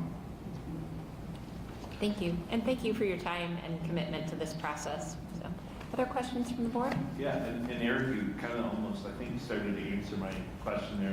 And part of it is obviously the next step in the process of figuring out the feeders and where the boundaries are at for that. On one of the slides on the 5A, I just wanted to confirm I'm thinking this through right. You had under considerations for the student access opportunities and experiences that the Community Coalition did. Transportation if a team is combined to matching schools.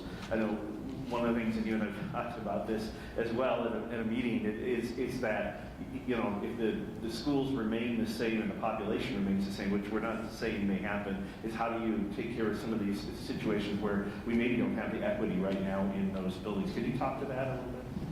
Well, I think one of the biggest advantages is if you have low participation on any given year, it doesn't mean it's going to stay that way. And so the 538 model allows you to combine with kind of the sister school, so to speak, when needed, but then you can branch back off when you need to. You know, some of our buildings have team A, B, and C in terms of basketball or whatever the case may be. It allows them to continue that participation at that level. It allows some scheduling advantages as well. And so that's what I would say allows us to do that. But yet, there's a natural pairing up process for the years where there's low numbers, but it still allows them to have a very successful team, whether it's football or some of those higher needing numbers to have a full team allows that flexibility to happen. Some of the feedback that I heard at SIAC was talking about looking at the feeder for Wilson, that, you know, as those boundaries currently stand within Buren and Grant feeding into Wilson, you know, talking about kids at Wilson who don't want to like get on a bus to go to Roosevelt to do show choir or things like that. And so really looking at that equity of those boundaries to make sure that we don't have, you know, a building that's 80% free and reduced lunch, and what we can do to help move those things around. Also making that stability of, you know, like the junior Cougars or the junior Jayhawks or things like that. And that's just kind of like the, you know, the process that kids go through in their activities and combining those schools like that. And whether they combine or not, they're still going to the same support system at the upper level. So if you combine, say, swimming, it's still going to be going to Kennedy. If you combine whatever, it's still going to Jefferson and things of that sort. Thank you. And again, I'll just echo everybody else's appreciation for the four of you standing up here and doing this tonight. I know that was tough, but also for the entire community coalition, whether you're able to make it through all the meetings or just some of the meetings. There were really important conversations over there, and I saw great value in this stepping back and having that group bring the feedback to us. So I'm just really grateful for the four of you being willing to stand up here tonight, but also for the entire coalition. I would echo that. I'm really proud of the way you all came together, because having attended most of those meetings, I know you have a model that you were strongly advocating for. And I think you set a fine example of the way that you've come together to present all the models to us, even though you probably all have a personal preference. So thank you for that integrity. I appreciate it. I'll echo all of that too. I think the four of you, in addition to the community coalition, but because you're here tonight, I think really represent the very best of Cedar Rapids and what we do at our finest when we come together to try to solve a problem, just as a community overall. And so I also, echoing what Dr. Garlock said, everyone came in kind of on those different teams with the same general idea of doing what's best for students. And tonight I see, although we don't have a direct plan, correct, right? But I see a path forward because all of your voices are here to work with all of us. And so I just appreciate that very much. And it's a little emotional to watch this evolution, because I just see so many people who are so invested in this community. Just a quick question in terms of just circling back on just the equity piece. You all kind of look now into all of these models. And I'm just curious about your kind of individual thoughts just related to that equity. And if you were to really have a thought on, if you had picked the most equitable model, what are your thoughts on that and why? But then secondly, this is a little bit of the side quest, but I think there was a lot that was learned by having this involvement of the community coalition. And so I know I'm sure you'll have this conversation with the administration if you haven't already, but just ways that you have thoughts on how we move forward together and how we keep the community engaged, because obviously you're a very unique case and I just stepped up to do this, and so I just had some questions. That was a lot. I'm not sure I'm going to get all of it in one statement here. I think for me, the thing that comes to mind is whatever model or models move forward is just being transparent. I can only speak for myself, but I'd be willing to be along for that process to offer that stability and outside look. But I know there's other factors in that, so I would say the path moving forward would still involve the community or some representation thereof, no matter what decision is made for models to move forward is what I would advocate for. I know I'm not answering the first part. I don't know if that's what you're going to. I'm going to talk about equity because for me, that's been kind of one of my driving passions in going through this in the past couple of weeks where I've been like, oh my gosh, my kids, here I go again, is because I can be here and advocate and so many other people can't spend like the 30 or 40 hours that we all have put in over the past month.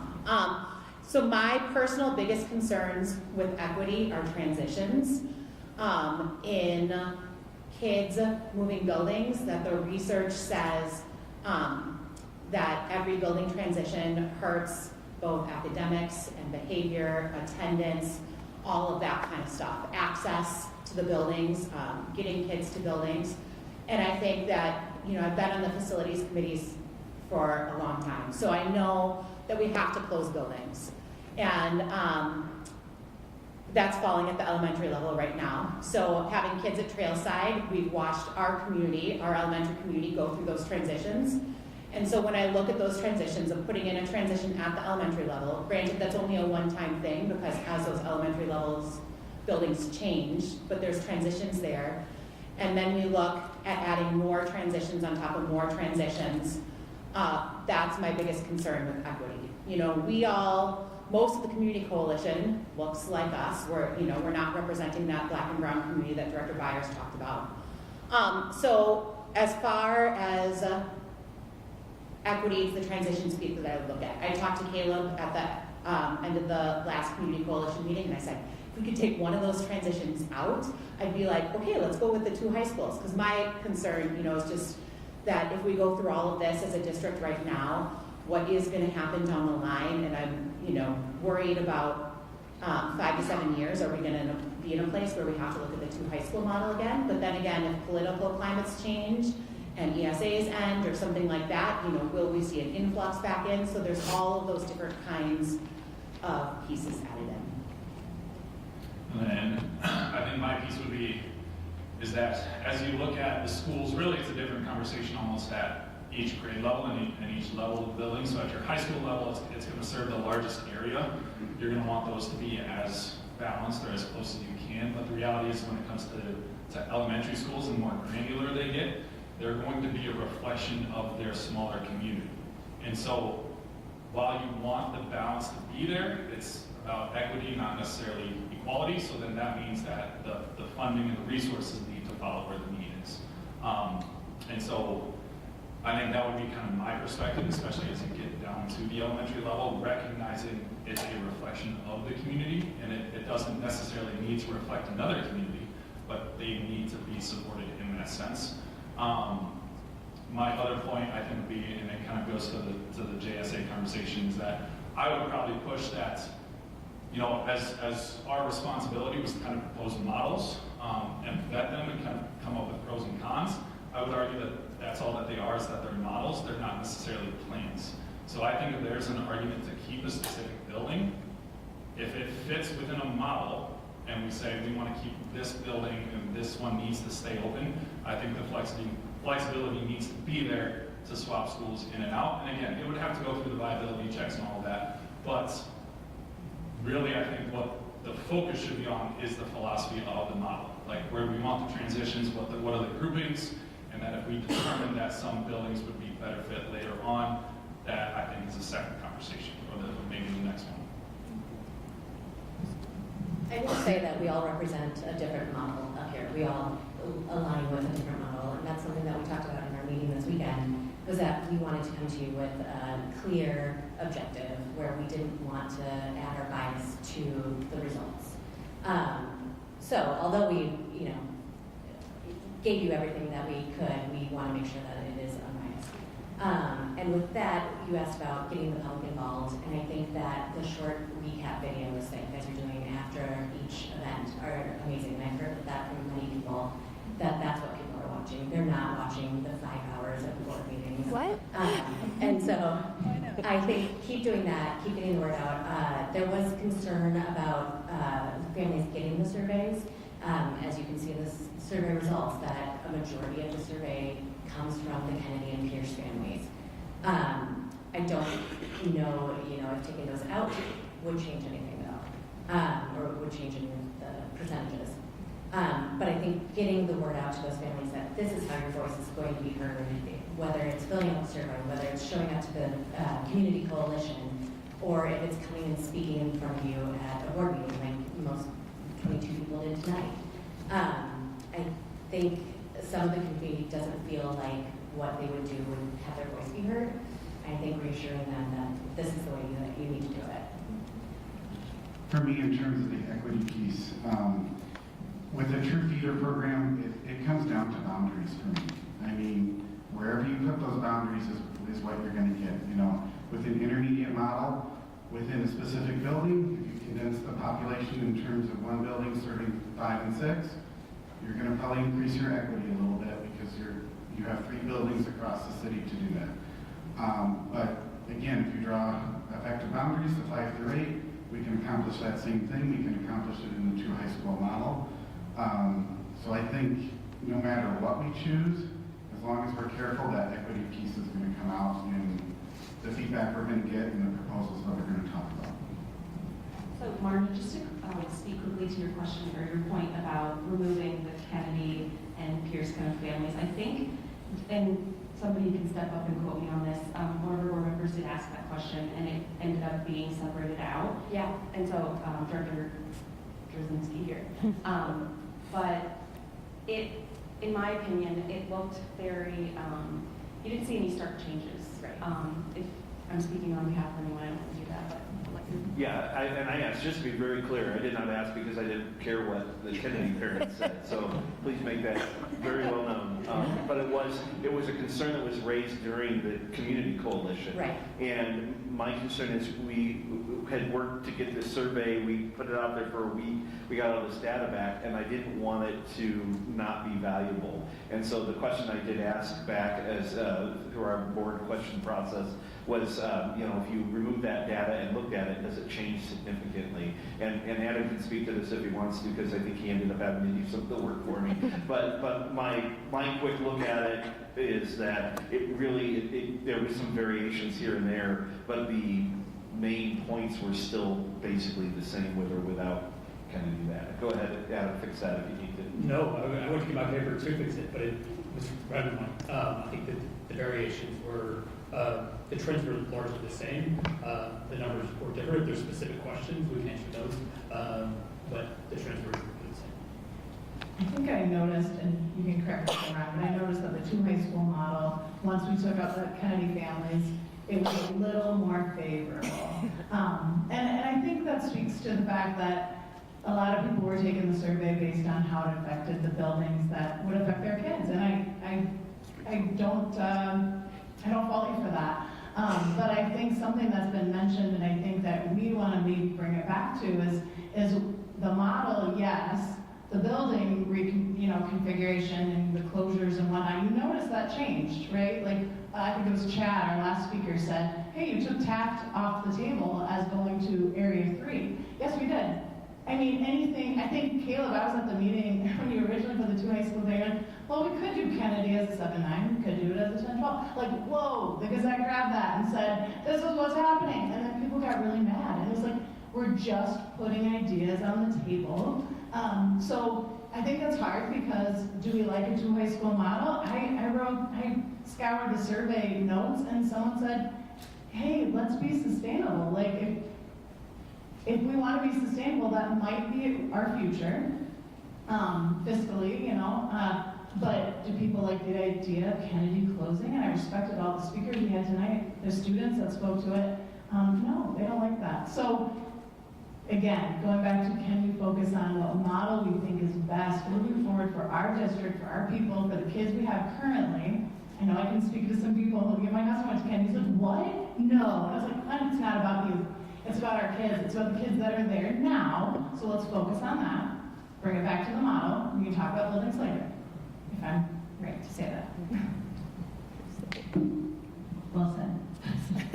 I'm trying to think of it from like the systems level, right? So as we walk through these, like what does it actually look like day-to-day operationally? So there were a couple of things I was just unclear of. That it was kind of around capacity. So specific to the, we'll start with 5-8 model. You know, just the scheduling and operations within the building. So we talked about challenges around like dividing out kids, patterns, keeping 5th graders and 8th graders away from one another, or in a mentoring capacity, as Eric mentioned. So thinking through like the hallways, floors, maybe even lunch schedule. Like how do we, I think we pulled like Harding currently runs 5 lunches that are 10:45 a.m. to 1:16 and 2 bell schedules. How would we even have a 5th grade, you know, multiple bell schedules? Like what, do we even know if that is feasible? Do we have the granular of that? Yeah, so when we presented to SIAC, we talked a little bit more about what like kind of the day-to-day might look like. So we talked specifically about Franklin and Wilson and what those look like. So just kind of some of those possibilities. At Franklin, if you took the 8th graders and you put them on the 4th floor, is what we said. And then you took like the 7th graders and put them on the 3rd floor. And then like the exploratories and things like that on 2nd, and then 5th and 6th on the bottom 2 floors. So we looked at that, talked with, you know, SIAC gave us a chance to talk to a few of the building leadership because there were a lot of building leadership there. So talked about things like Franklin would need an updated bell system. Buildings like Harding and McKinley, my understanding is that they have an updated bell system where they can run different bell schedules. So there's, you know, some different things like that. Wilson has things, so it was Ariana who spoke to this because she knows that building the best, but she said Wilson currently has procedures in place to keep, you know, the 8th graders kind of in their own area and the 6th graders kind of in their own area. So you kind of take that out, you know, and you say like, all right, so this is kind of what you do with the 7th and 8th graders, and this is kind of what you do with the 5th and the 6th graders. And so that's the kind of thing that, because these models came from Community Coalition, the 5-8 and the 2 high schools came from Community Coalition, they haven't had the chance to be fully vetted with some of those specific logistics in kind of the same way that the 5-6 has had that chance. So I hope that answers some of your questions. And I would echo that. Like, I think that's kind of the next step, because yes, I know McKinley relatively well because I went there and my kids went there. I didn't go to Wilson, my kids didn't go to Wilson.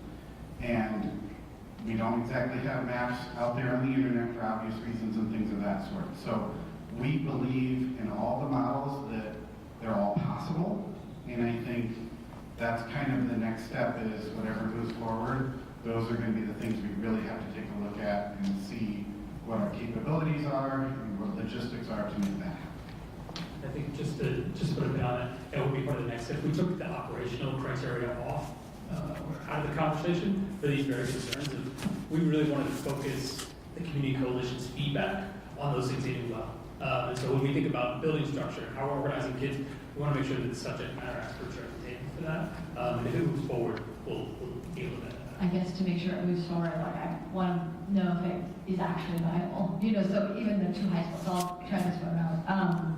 Because maybe I won't get so granular with this one, but like I'm still unclear if actually Wash and Jeff can fit that number of students that we have now. Now there might be a max exodus of 3,000 to 5,000 students with that model, but you know, just as it stands, like those are the things that I think will help us be able to arrive at moving forward with something if we know it is theoretically viable or actually viable with the facilities we have. Is there any way to determine maybe the 2 high school model if that is the reality?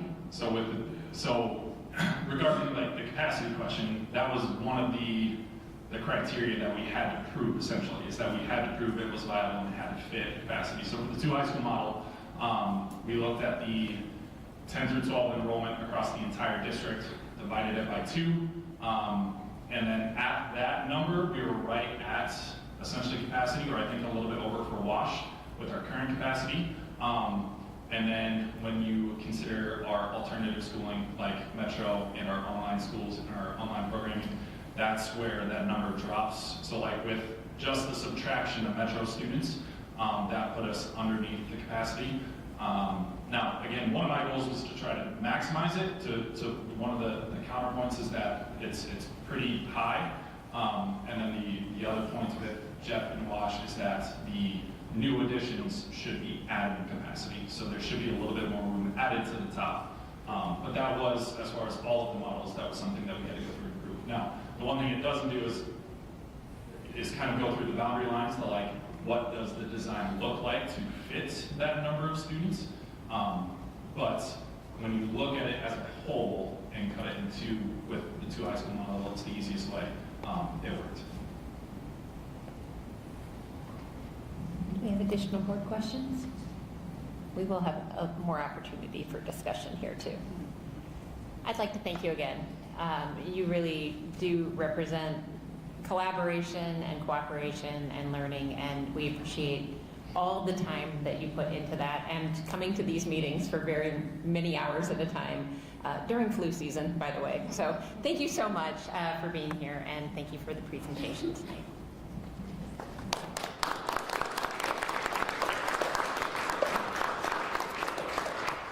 Okay, before we move into discussion and potentially making a motion, one thing I want to explain about the motion process, and I shared this in the email to the board, but you'll be able to make a motion, and you can be as specific or as broad as you like in that motion.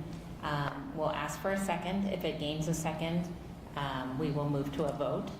And if it passes, then we will move on to the discussion around the resolution, which the motion is to advance which model or models, and we have the capability to advance more than one model if we choose to. And the resolution is how and what we are looking for from the group that will study this. And can you remind me, Dr. Lannon, of the name of the group? It's changed a couple times. Thank you, the Strategic Plan Executive Committee. And I would like to note that we'll be bringing forward some members of the Community Coalition to be a part of that group as well. Okay, thank you. I also told each of you that if you wanted to make a 2-minute statement before we go into discussion or at the end of discussion, we can do that. We can do that now if you like, if people feel prepared for that. If that's the case, I will start at this end of the table and we'll just go down. All right. To start, like we all have, we genuinely want to thank and recognize the important work of the Community Coalition and our executive leadership team. You have invested countless hours to help ensure thoughtless voices and diverse perspectives are represented at the table. You came prepared, informed, and ready to offer constructive feedback. And during a time that is easy to focus on the negatives, you helped create a positive way forward. So I'm deeply proud of and grateful for these individuals who have rallied behind our district during this time of need. Also, a special thank you to those who worked on creating and presenting the different models over the past couple of weeks. And I also want to acknowledge the community members who have provided us with additional insights and ideas via email or coming up and speaking to us during public comment. We have been refining the plan based on your voices, and we will continue to listen as we move forward and determine the next best steps. We must also acknowledge that we are in a period of change. Any change, brings with it challenges and an uneasiness about the unknown, but it also brings opportunity. So while our current predicament isn't preferred, and we may not yet feel excited about our options, I believe good things are ahead for our district. And what brings me comfort as a parent of current and future students is knowing the future will be met head-on by our exceptional staff. Throughout these past several months serving on the board, and my 11 years teaching in this district, I have seen firsthand our district's talented, caring, and resilient staff. And you all have too, as they come up and speak of their dedication to their buildings and communities.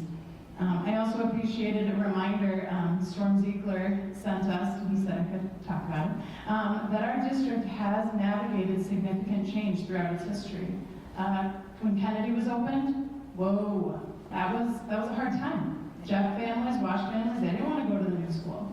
And now look at the dedication and the commitment that they have. Also, the consolidation that formed our newest elementary schools.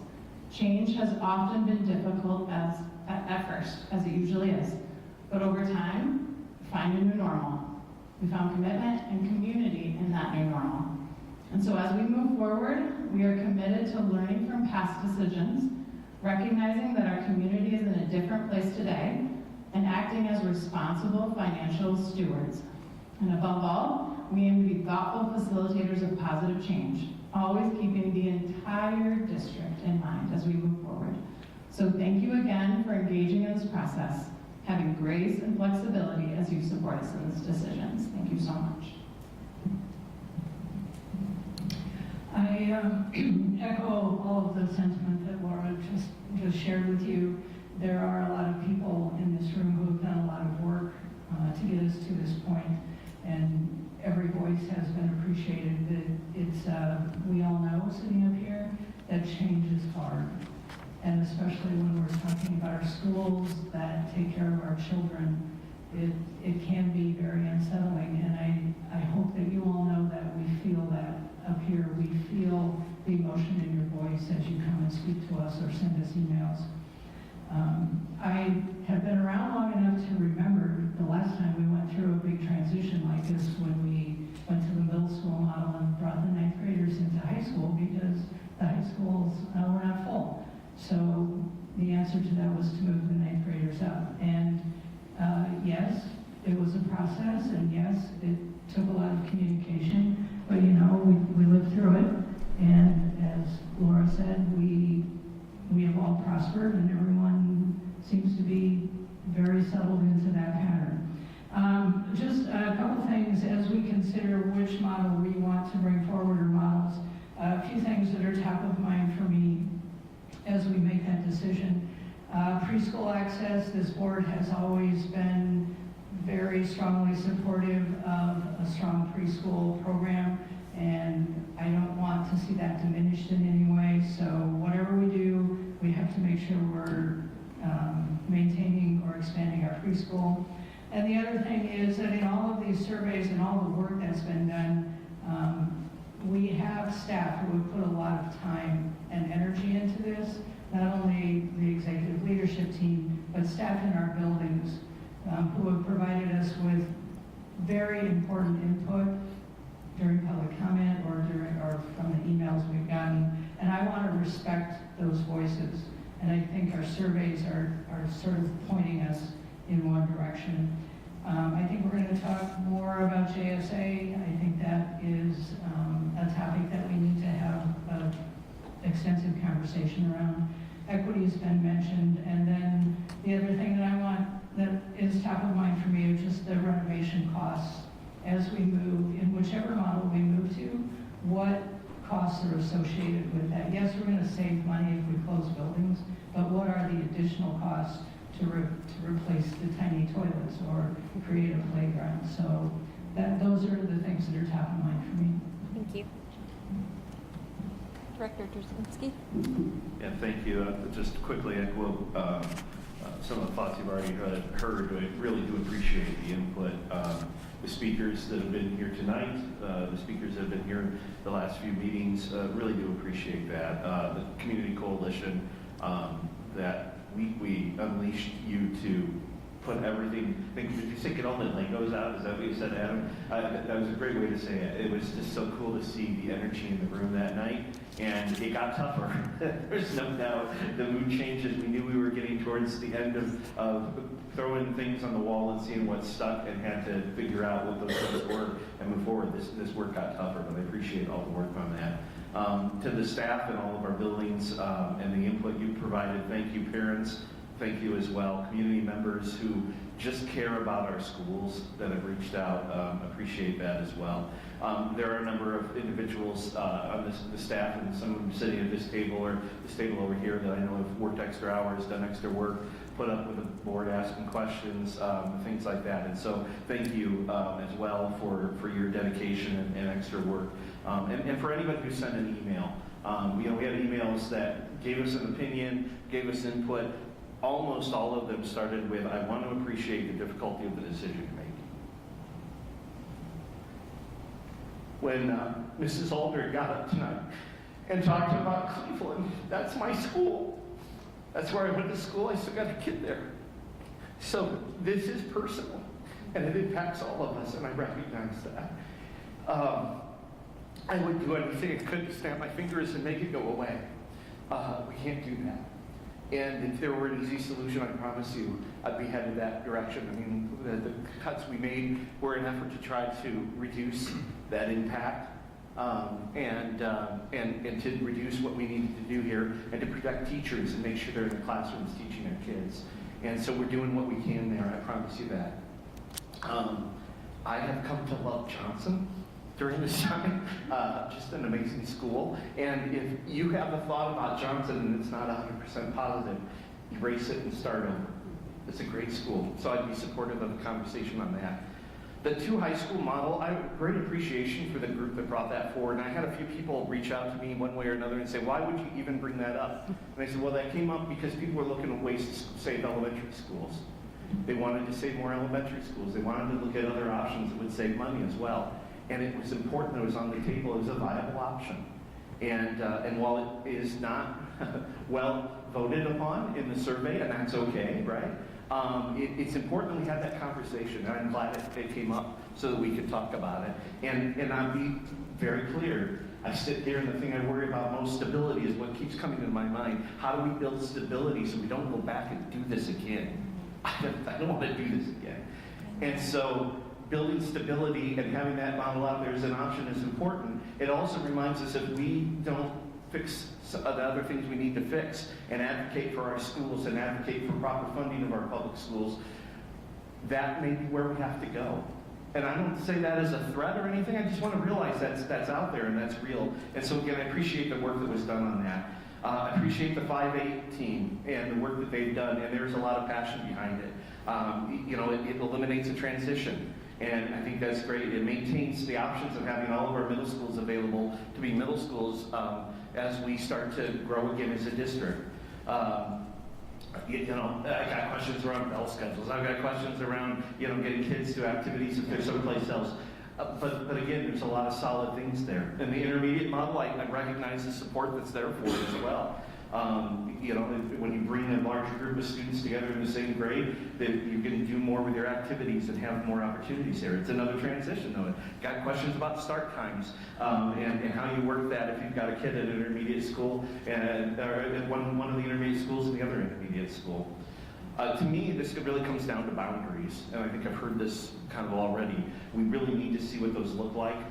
We need to get more input from our community when we have those, because it brings the final answers for things. Caleb, you made a comment. You said we've talked about models, and now we need to move towards a plan. And so I'm excited to move towards that plan and start pushing forward. At the same time, one of the other things I heard tonight was speed. And so I think we got to talk about the difference of looking at multiple models versus the speed of doing that and that sort of thing. And I'm not sure I have the right answer right now. We get to talk about that, but those are my thoughts at the moment. All right, that was 5 minutes, so. You're trying. We're doing great. We're doing great, guys. Well, now that it's time, I'm kidding. So I just wanted to, I think everything that has been said so far is great.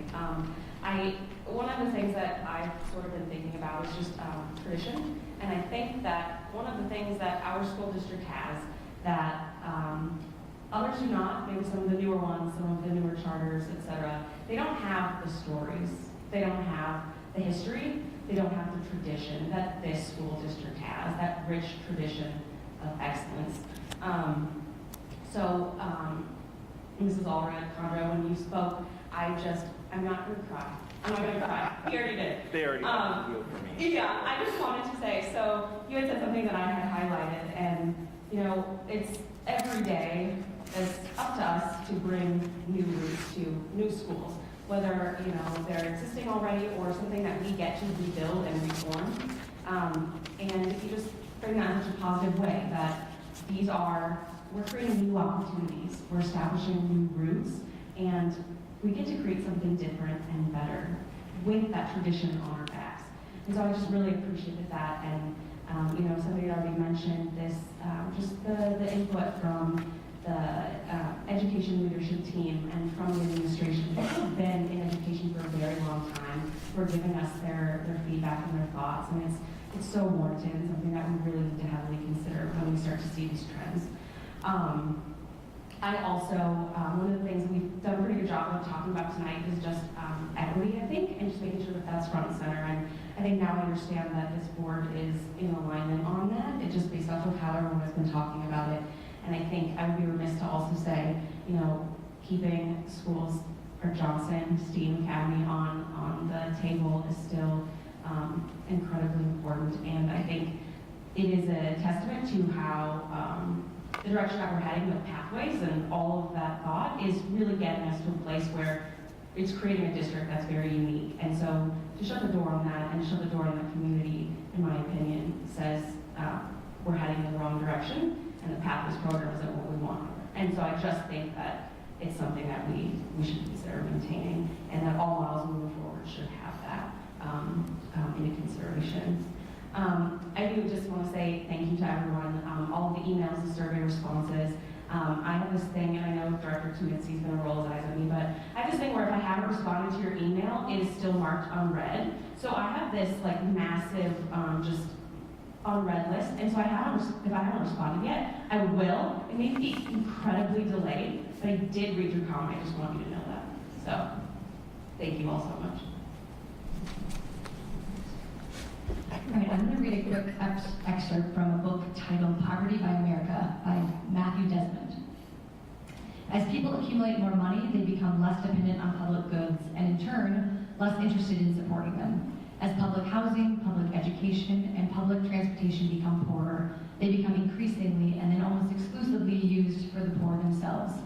The rich and the poor soon unite in their animosity toward public goods. The rich because they are made to pay for things they don't need or don't use, and the poor because the thing they need has become shabby and broken. Things collectively shared, especially if they are shared across class and racial divides, come to be seen as lesser. I also want to give a ton of accolades to everybody involved, but also want to share something that's been a little heavy on my heart. And I'm speaking on behalf of myself, not the board, but we received a lot of emails, and I'm immensely grateful for all of that feedback, the perspective, this information. It really does help guide our decision making. In the same breath, some of the emails we've received more recently are a little painful for me to read because while they don't explicitly state it, they carry language and assumptions that may be rooted in fear and racism. When people feel scarcity or fear a loss of status, commitments to equity erodes. Part of our jobs as public servants is to actively practice empathy, doing our very best to understand the fear, stress, and anxiety that our decisions have on families across the city, especially those carrying more than their fair share. Because the thing is, public schools only work when we choose we over me. Charter schools aren't going away anytime soon. Vouchers aren't going away anytime soon. State funding is quite low. As we know, we will continue to be vocal at the state level, but right now, the question isn't whether we like these realities, it's how we respond to them. How do we support our people better? How do we compete without abandoning our values? How do we ensure excellence in academics, arts, athletics, and belonging? And how do we stand out? I'll tell you from my vantage point. We have the best kids because we have the most diverse kids. Here are some 2025 demographics to make my point. Socioeconomic diversity across our schools in the surrounding area. Linn-Mar's percentage of students eligible for free and reduced price meals is 21%. College community is 27%. Xavier Catholic Schools, 4%, and CRCST is 40%. Global diversity across our schools. Linn-Mar, 25 languages spoken in specific total numbers of countries not publicly listed. College communities, somewhere between 12 to 40 languages are spoken, and specific total numbers of countries represented are not publicly listed. Xavier, the number of countries represented in languages spoken is not publicly listed. CRCSD, 65 countries represented and more than 70 languages spoken. Racial diversity across our schools. College communities, 70% white. Xavier Catholic Schools, 88% white. Linn-Mar, 80% white. CRCSD, 57%.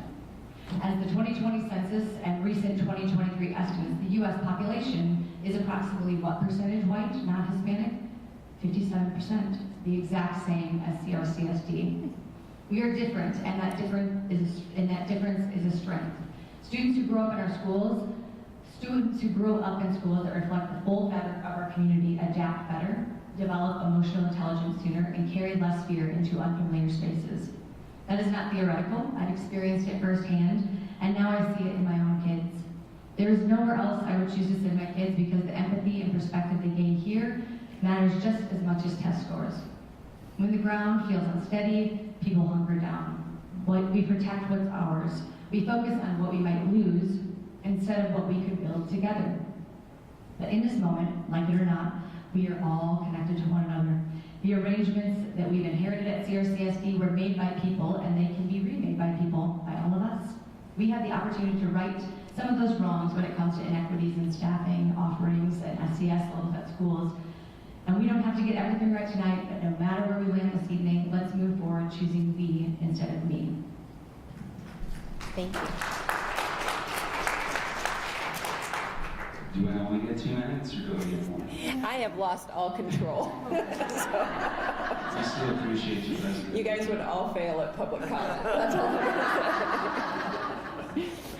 going to say. Jillian's in control at that point, so it might be okay. I just want to echo what others have already said. I'm just so grateful to this entire community for the amount of time that you've invested in what you all acknowledge is a really difficult decision to make.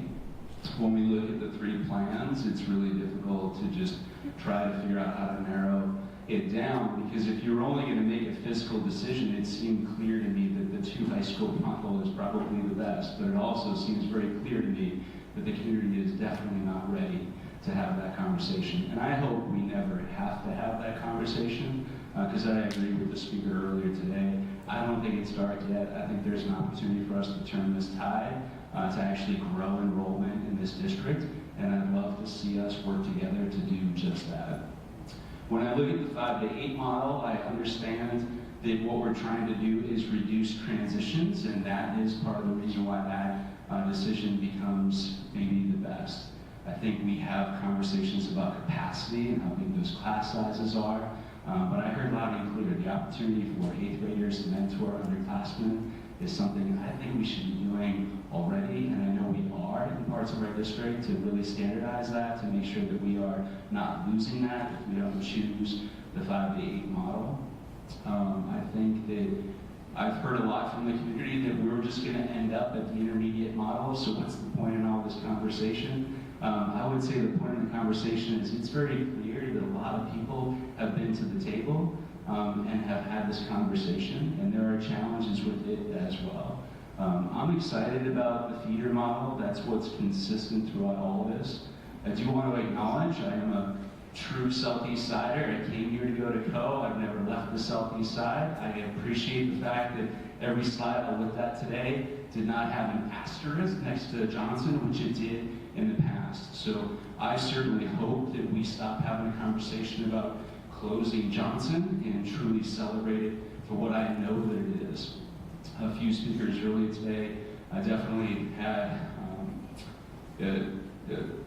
requested that the board visit every school. I don't know how many of us have attended every school, but I know that that seems to be our goal, is to actually walk those halls. You learn so much from being in those buildings. The thing that was missing from the pie graph that we showed was students, right? So we show families, but we don't necessarily show students. Plenty of people acknowledge when a student comes up from that podium, it is powerful. They are talking about a true lived experience. It takes a lot of courage for anybody to get up there, certainly a student. We've seen young students and then also high school students. So I would just encourage us to not just continue the community conversation, but to make sure students and student voice is at the table. You know, personally, I'll show my cards. I am ready to start narrowing this down, as I think we all are. I would, you know, hope that the 2 high school model comes off the table. I would hope that Johnson stays on the table. I think that there's plenty of things for us to explore together, but the transition will be the thing that matters, right? So however, whatever model we choose, it will not be perfect, but I embrace this community to support it. That's probably one of the hardest things about a board, is that we operate as one unit, right? So we each have a vote, but in the end, whatever that vote is, we all need to support it and move together. And so I want the community to understand that's what I want us to understand, is that whatever we decide, that model will be successful if we embrace it and we find ways to overcome the challenges that any of those models will have. So again, thank you so much for investing so many hours over the last several weeks. And maybe the last thing that I would say, I think it's already been set up here, moving fast and slow. You hear people say slow down, you hear other people say speed up. I certainly am hardwired to say what the community wants is clarity. They don't want us to rush the decision, but they definitely want to know what we're doing. And the sooner they know what we're doing, so I don't want us to continue to figure out ways to slow this down. We've been talking about possibly, you know, making or announcing what the schools would be by the end of April. If it's possible to start doing that quicker, I certainly would embrace that. Again, I think it's the clarity that the community wants so much, and to be able to trust that the options were looked at really clearly and that we can confidently move forward. So, sorry if I went over 2 minutes. That's all right. I don't want to belabor what any of my fellow board members so eloquently said, so I will end with a thank you to everybody who has put their time and their commitment, whether they sent an email, whether they spoke, whether they were on the community coalition or on the board. Everybody has put in a lot of time. Transparency can be messy, and I feel like we've deluged people with information, but I think that it's better to provide the information than make the decisions behind closed doors and share the details later. So thank you for bearing with us while we go through this process. We're not done. We will begin deliberations now on trying to narrow this to a model or models. And I think, does anybody at the board have questions on how that works? You just want to give it a whack and we'll see how it goes. Okay, all right. I guess I do have a question. JSA has been spoken about a lot, and it seems like the consensus is to take JSA out of this discussion and let it exist. Does that require a motion or? Well, it would be in the resolution, or you can, if we advance a model that, and we say specifically keeping Johnson in that model, that's fine too. You can do it either way, and both ways for that matter. Okay, so it sounds like maybe it's best to come up with the option or options we want to move forward, and then we can address Johnson. Yes. Jen? Yes. Can you maybe just clarify, I mean, we'll get here, but Johnson is also its own item on the resolution. On the resolution? Yeah.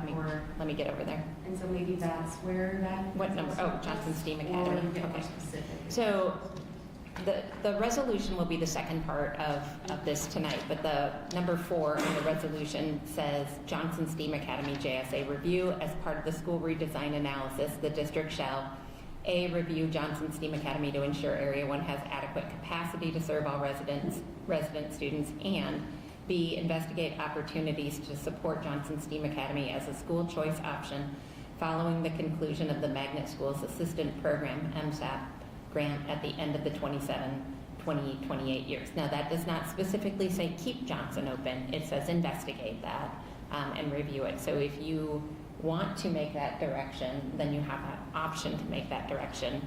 Again, we can make that at the motion to advance a model or models now, or we can add that as an amendment, that will have its own process when we get to the resolution. Do you want to see where we land on advancing a model first, and then we can address it through the resolution? Okay. All right. Just so you know, the way to do this is say, I move to advance, and you can name the model as specifically as you like. You could say a model with specific options. You can make up your option if you want, or you can just name the model or models specifically that you would like to move forward for further discovery. And there is room for discussion, by the way. So yes, you can still discuss. Okay. No, I think I still have a couple. Procedural? Yeah, well, just, I don't know, I'm curious, I'm really curious why the ELT, who I respect that group very much, had no votes for the 5-8. That's that's a concern to me. I don't know if we have any ELT members who would like to speak, but you can come to the podium.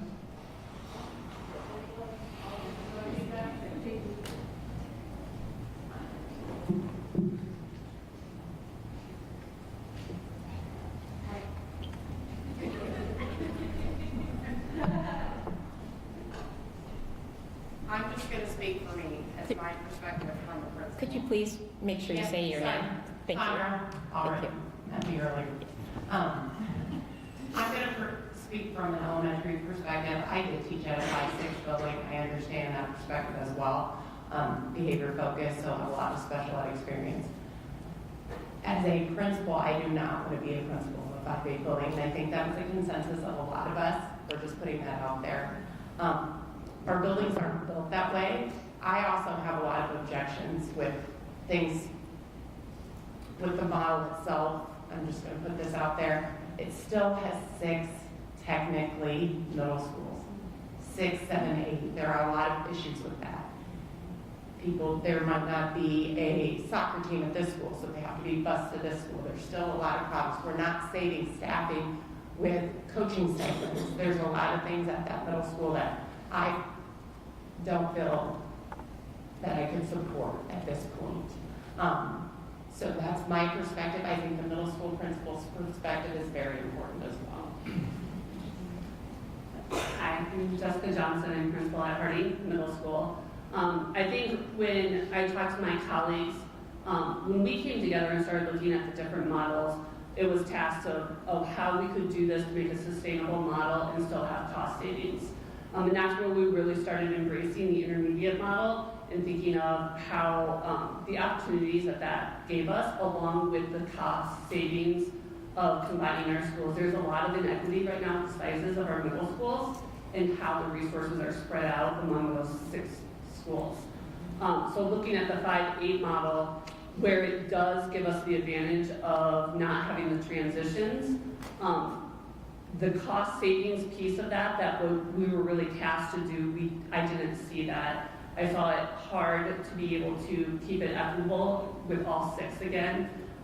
The ideas of the intermediate being cost savings by reducing coaching and transportation of athletics and officials and all of those types of things, with the 5-8 having to combine and bus at the end of the day to another school to practices, that's just, it's nearly impossible with our transportation right now. So where I appreciate the idea of wanting less transitions, a lot of those cost savings, and then I really struggled with looking specifically with Harding, because I'm the most familiar with that, of how to break that up and how to make that work with 4 or 5, 6, 7, and 8 grade levels within my building, within my cafeteria, within my gym, and trying to keep the separation, which I think is probably easier at McKinley or at Franklin, which is a lot bigger and they have more floors. I struggle to see the vision of how that would look in my building, which is why I went with the intermediate over the 5-8. I'm Jason Klein, Principal Kennedy. Everything that they said, 100%. My biggest issue is that although this reduces by 1 transition, it requires students from different schools to come together 3 times. And so thinking about the troubles of transition, as much as it might seem like building, we see it as much more about kids not knowing each other.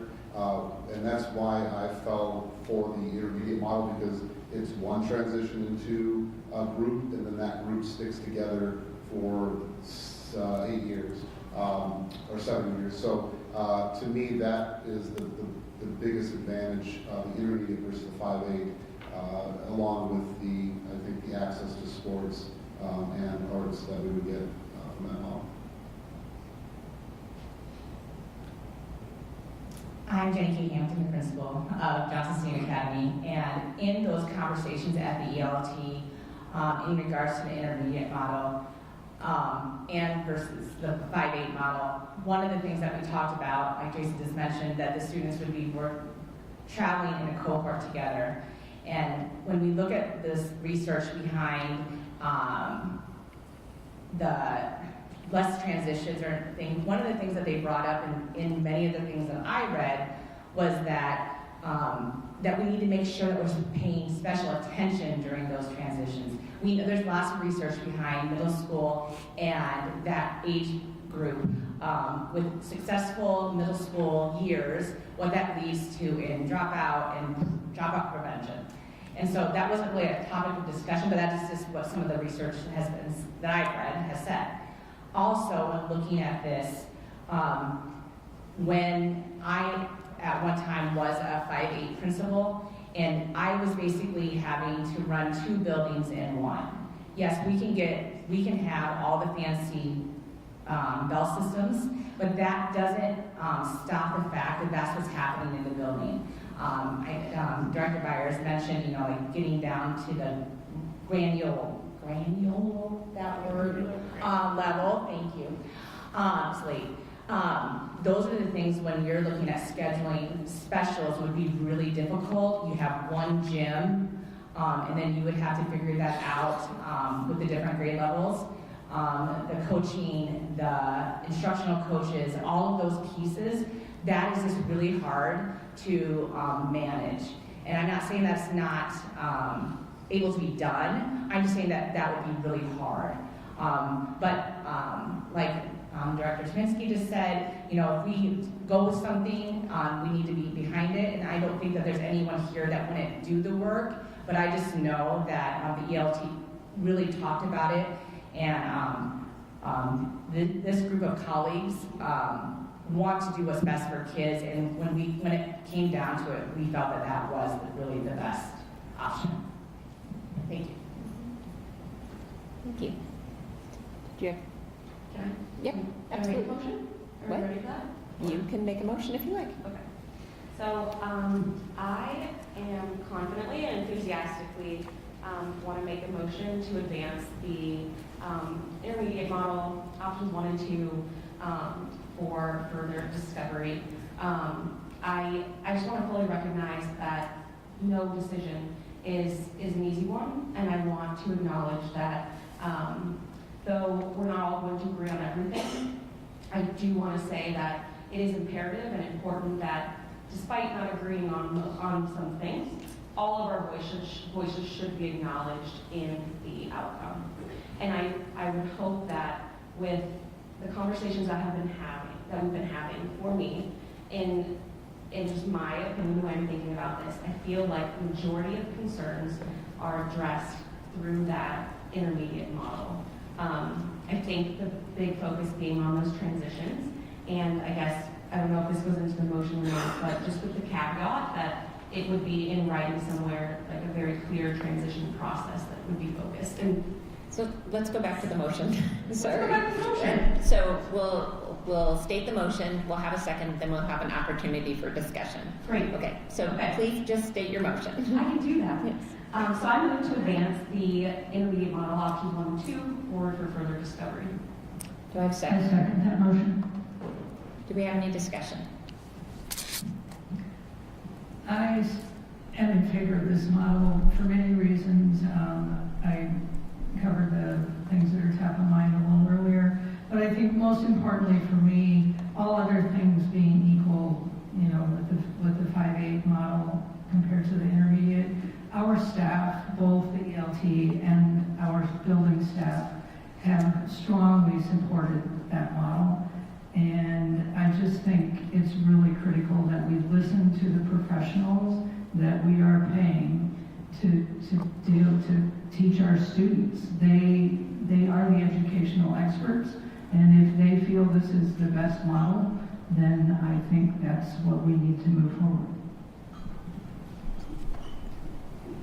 Maybe a point of clarification, if this motion passes, is there an opportunity to still look at the others that are we just going to make one, and if this one passes, 5-8 high school models are off the table? Correct. Okay.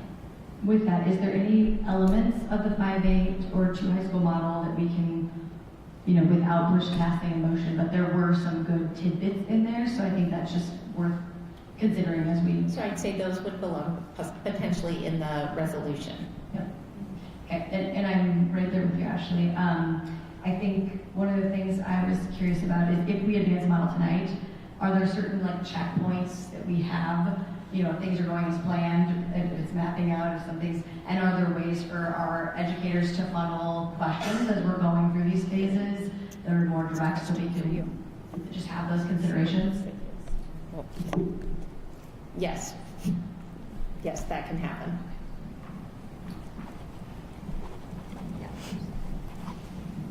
I'd like to go back and talk about the models we're proposing here. I would have a preference. I'm fine with option 2. I'm not a big fan of option 1, and I would prefer that that's not on the table. And part of that's just the transportation and the challenges that are there.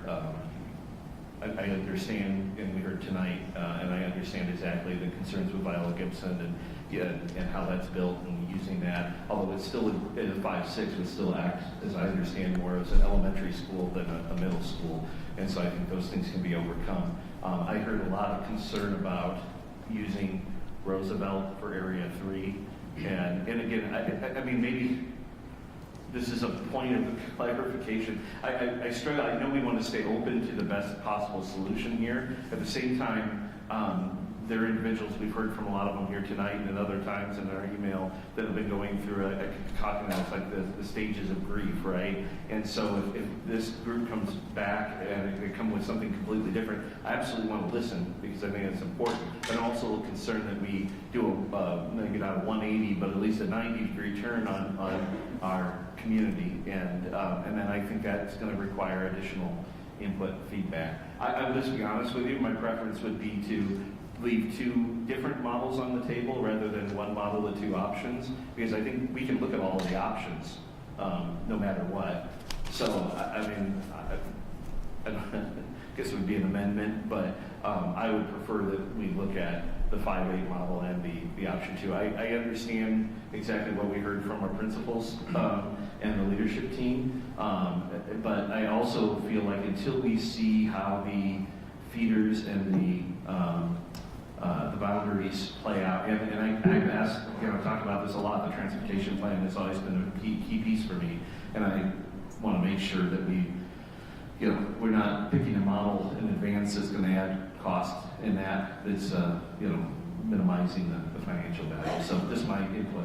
So go ahead. Can I echo Scott a little bit? I feel like we've refined so much that we've gotten to some really good places, and I feel like if we just dropped 2 and went with 1, I don't know. I just feel like the refining process has been so great when there's been these other models. So I agree. I feel like keeping 2 on the table just to continue to refine to get the best, because that's what we obviously want.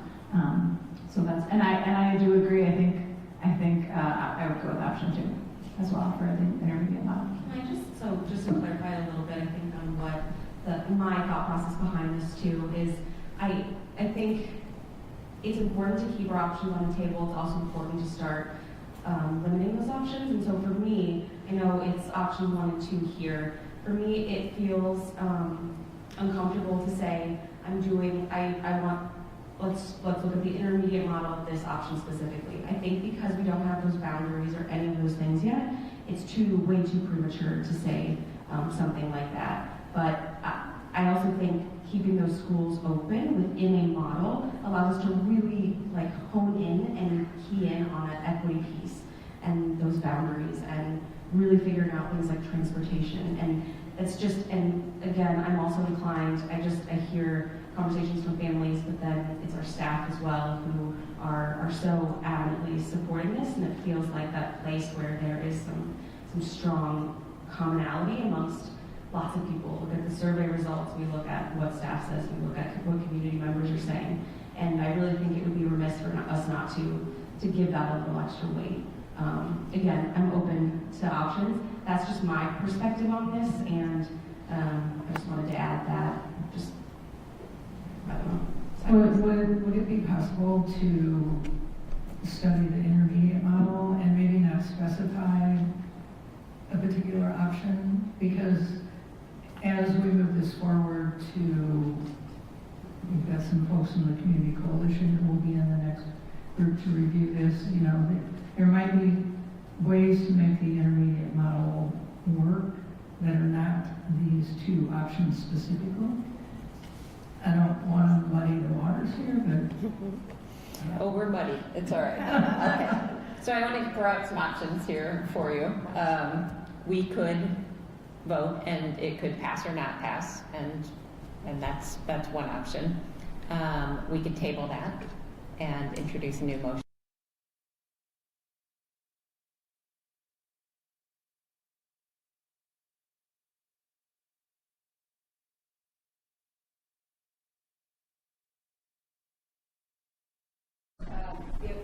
Liz, to the podium, please. Sorry, you might want to stay up there.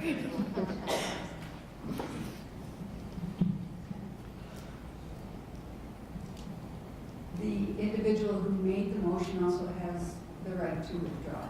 Okay, thank you. That's another. Thanks, Liz. All right. Maybe she needs to restate it first. Yeah, so currently the motion is to study both options, right? The intermediate model, of just one model, two options. Okay, I think with that, just that understanding in mind, I think that's probably the direction I was actually headed. So I would like to modify or amend my motion to advance the intermediate model itself forward for further discovery. Okay.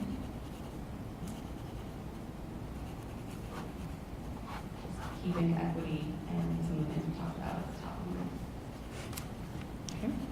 Is there further discussion? Do we need a second on that? Well, yes, we do need a second on that. Second that amended motion. Okay.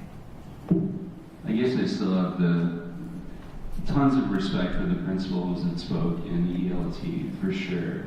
But I guess as a board member, I can't look away from the fact that the community seems to clearly support the 5-8 model. And maybe it's because they don't fully understand the challenges as they've been articulated. That's possible, but at this current moment, I don't know if I can support the amendment as it's stated. I mean, I can certainly support the intermediate model. I see plenty of support for that, but I'm also seeing support from our community for that 5-8 model. And maybe the question of clarity that I could benefit from is, what does it really mean from a time commitment? Who's involved, and what kind of work does it entail to advance a model? Because if it is feasible to look at the intermediate model really as one thing and not necessarily as two separate models, and then be able to look at the 5-8 model, you know, and again, maybe that work isn't too long. It's just a matter of really clarifying what that means when a middle school principal tells you it's running two different schools in one building. And like they clearly cannot imagine how you put 4 grades in one building. You know, that I just think is an opportunity for us to communicate and share with the community what makes that model so difficult. So anyway, I'll shut up and just ask that one question, which is, what does it actually mean to advance a model? Sure. And some of that is found in the resolution, what we're asking them, but one of the big things is the enrollment and boundary analysis, which we need outside support to do. That's not something we can just make up on our own here in the district and validate easily anyway.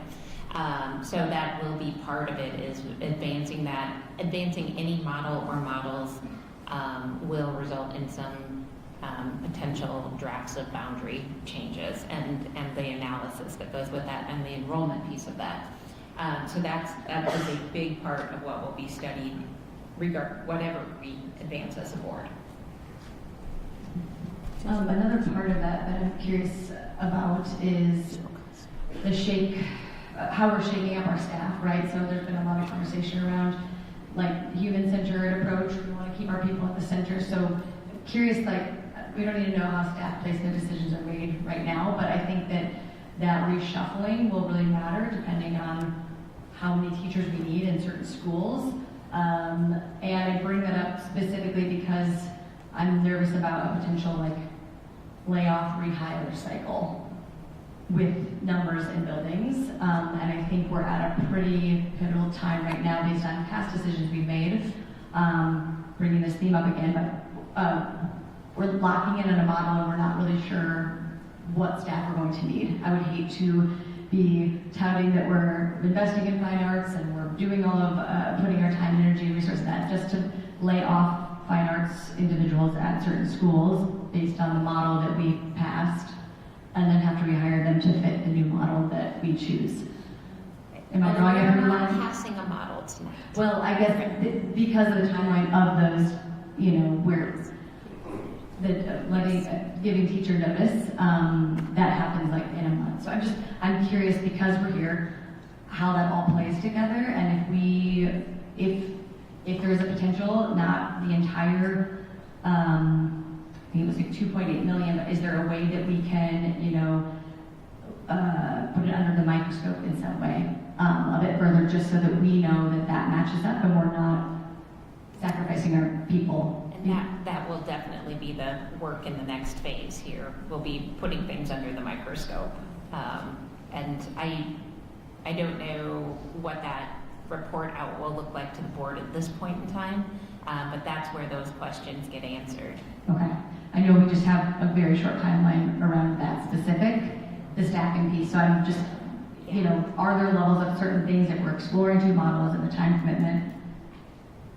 Where are we investing that initial time so that we can really decide so that we are prioritizing our people? And I too am nervous about how fast that goes between now and April. And I hear the do it fast and I hear the slow it down side of both of those things.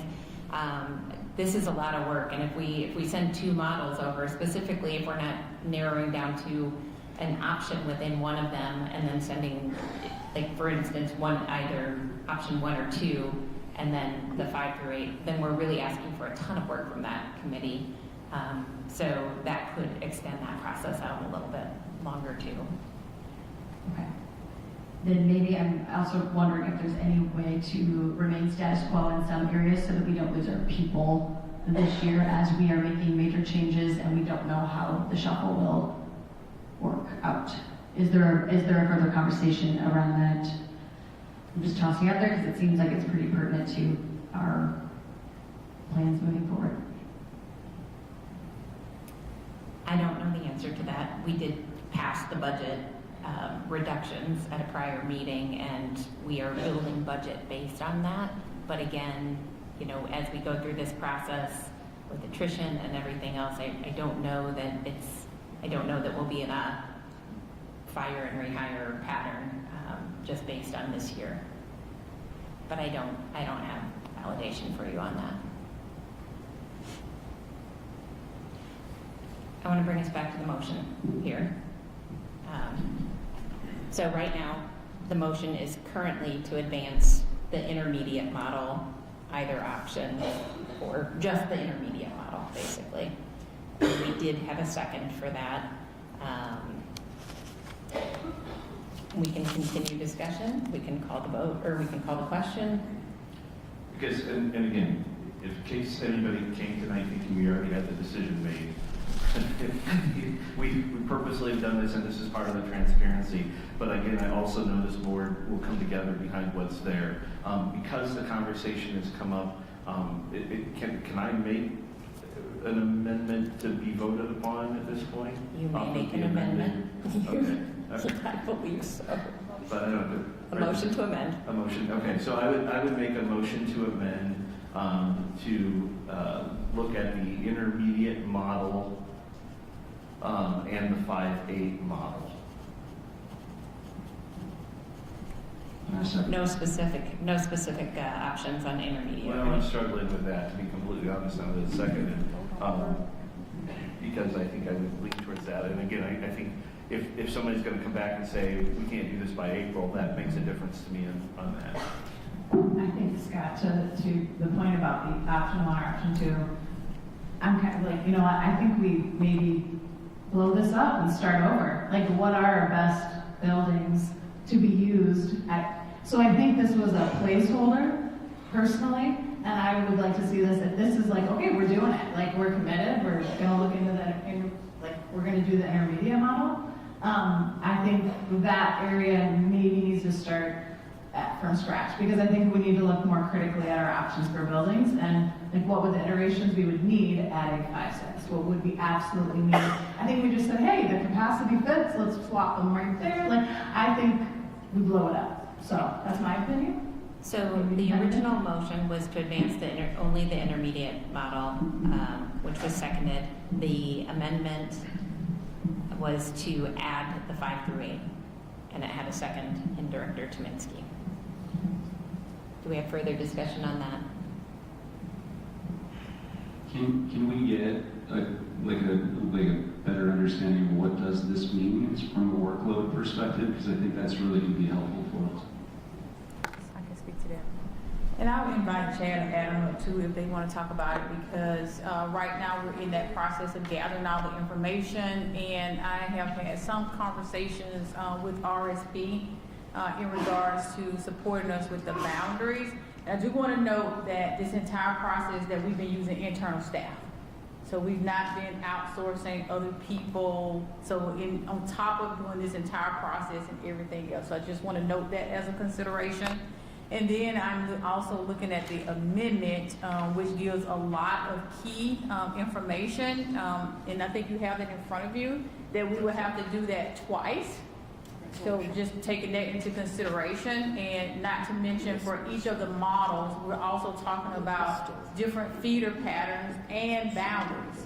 So you have a models discussion, feeder pattern and boundaries, and you have to multiply that times 2 in terms of what is being brought. I think it's also a difference in between if the board wants to send forward 2 models and we bring you back 1. Because that group might discuss it more, they might massage it more and decide upon themselves. But right now, what I feel like I'm hearing is that you want us to bring you back 2 proposals, which I think is way more work to accomplish than by April. Right? Because it's just twice the work. If you all feel differently about that, Adam or Chad, please come forward. We've had to assemble an internal team just to get all the data, the information. So I just want to put it out there in terms of what it takes. And of course, we will do whatever the board decides, but you are talking about 2 full-scale proposals that typically takes months on top of months in order for people to bring forward, and with external help. Okay. I also, before you do that, Liz just noted to me that Ashley moved to amend her own item, so we actually had to vote on that, or we need to table it in order to amend it again. So what I would suggest is that we withdraw both at the moment, get an answer to this question, and then remake an amendment. Do either of you willingly withdraw your? Yeah, I'll withdraw. Yes. Okay, we'll come right back to it. So. Stay tuned, everyone. I would just say, I want to echo what Dr. Lane said. I think that it starts with boundaries, quickly goes to transportation, then you have programming like special education, and trying to map each of those is very hard. I would say, not only is it time, it is potential office staff level, principal staff level, there's additional expense when you think about the outside resources we're going to have to bring in. Every option and boundaries that we go out and map, which is great, it's just going to come out of additional expense to be able to provide. And it is possible that the committee may choose not to do they have to take that all the way through boundary studies on both of them, or do they have the option to say, we're choosing this one and we'll do the study on whichever model? And I think that will require the direction from the board. Okay. It depends on what you want back in terms of an end result. If you want us to go and continue to hash it out, more, that's one thing just to discuss. But we need to land a particular model so that we can get answers to all the questions that the parents want. And I have been to several of the schools already. I think people have embraced the idea of different models and understand that. What families want to know is where their kids are going to school, and teachers want to know where they're going to work, who they're going to work with. So I would just put that on the table for consideration. And I do also, while we're having this conversation, want to say thank you to the people that have brought forward all of the models, the Community Coalition, and all of the discussion. And these are our volunteers and our families that are doing this. It doesn't take away from their input at all. And I also just want to echo in terms of the transitions, that is the biggest piece, is how are you going to overcome the transition? What type of supports? That's what the research talks about, is what you need to take in consideration with the transitions. And we're going to need to invest time understanding that research and also understanding how those solutions can come to be within our school district. I hear that there's so much that's going to go into it. I guess I just am feeling the weight of this decision and how this moves. This will be hopefully decades of our school system. That's why it feels a little hard to let go of a model that looks pretty good, but hasn't necessarily been vetted by that many people. And so I guess that is what I'm curious, if we could just get more eyes on the 5-8 model. Administration, again, I know the ELT had a chance with it too. I don't know, that's just where I'm feeling. I guess it's just the weight of this decision is pretty big. It's going to affect our kids for a long, long time. So just want to make sure we do it right. I would hope that there's a way for us to, because what you said, Dr. Lannon, I don't know if I personally feel like I need, if we advance 2 models tonight, that I need 2 models to come back. I'm looking at this data, and it seems clear to me that enough people in our community still embrace the 5-8 model, that if we just kill it tonight and only advance the intermediate model, I think that's a disservice. That feels like a disservice to our community. Does it mean that it needs to go through the entire lengthy process? No, I think there's ways for us to gather some additional information so we can confidently go back to the community, much like our principals have already articulated. If anybody watches this board meeting and listens to what they just said, that is most likely going to convert plenty of people. It's like, oh, if I had known that, but to make sure that message gets out to the community and we have data that supports it, it's like, no, we fully embrace the intermediate model. So I would hope that we can find a way to consolidate that amount of work so that we can confidently move forward with just one. We can provide that direction in the resolution, I think. What it says right I mean, I think that if that's our ask of the team, we need to be specific what information. If we don't need them to do an entire study of that model, what do we need them to do so that we feel comfortable narrowing it to one? This is a very weighty topic.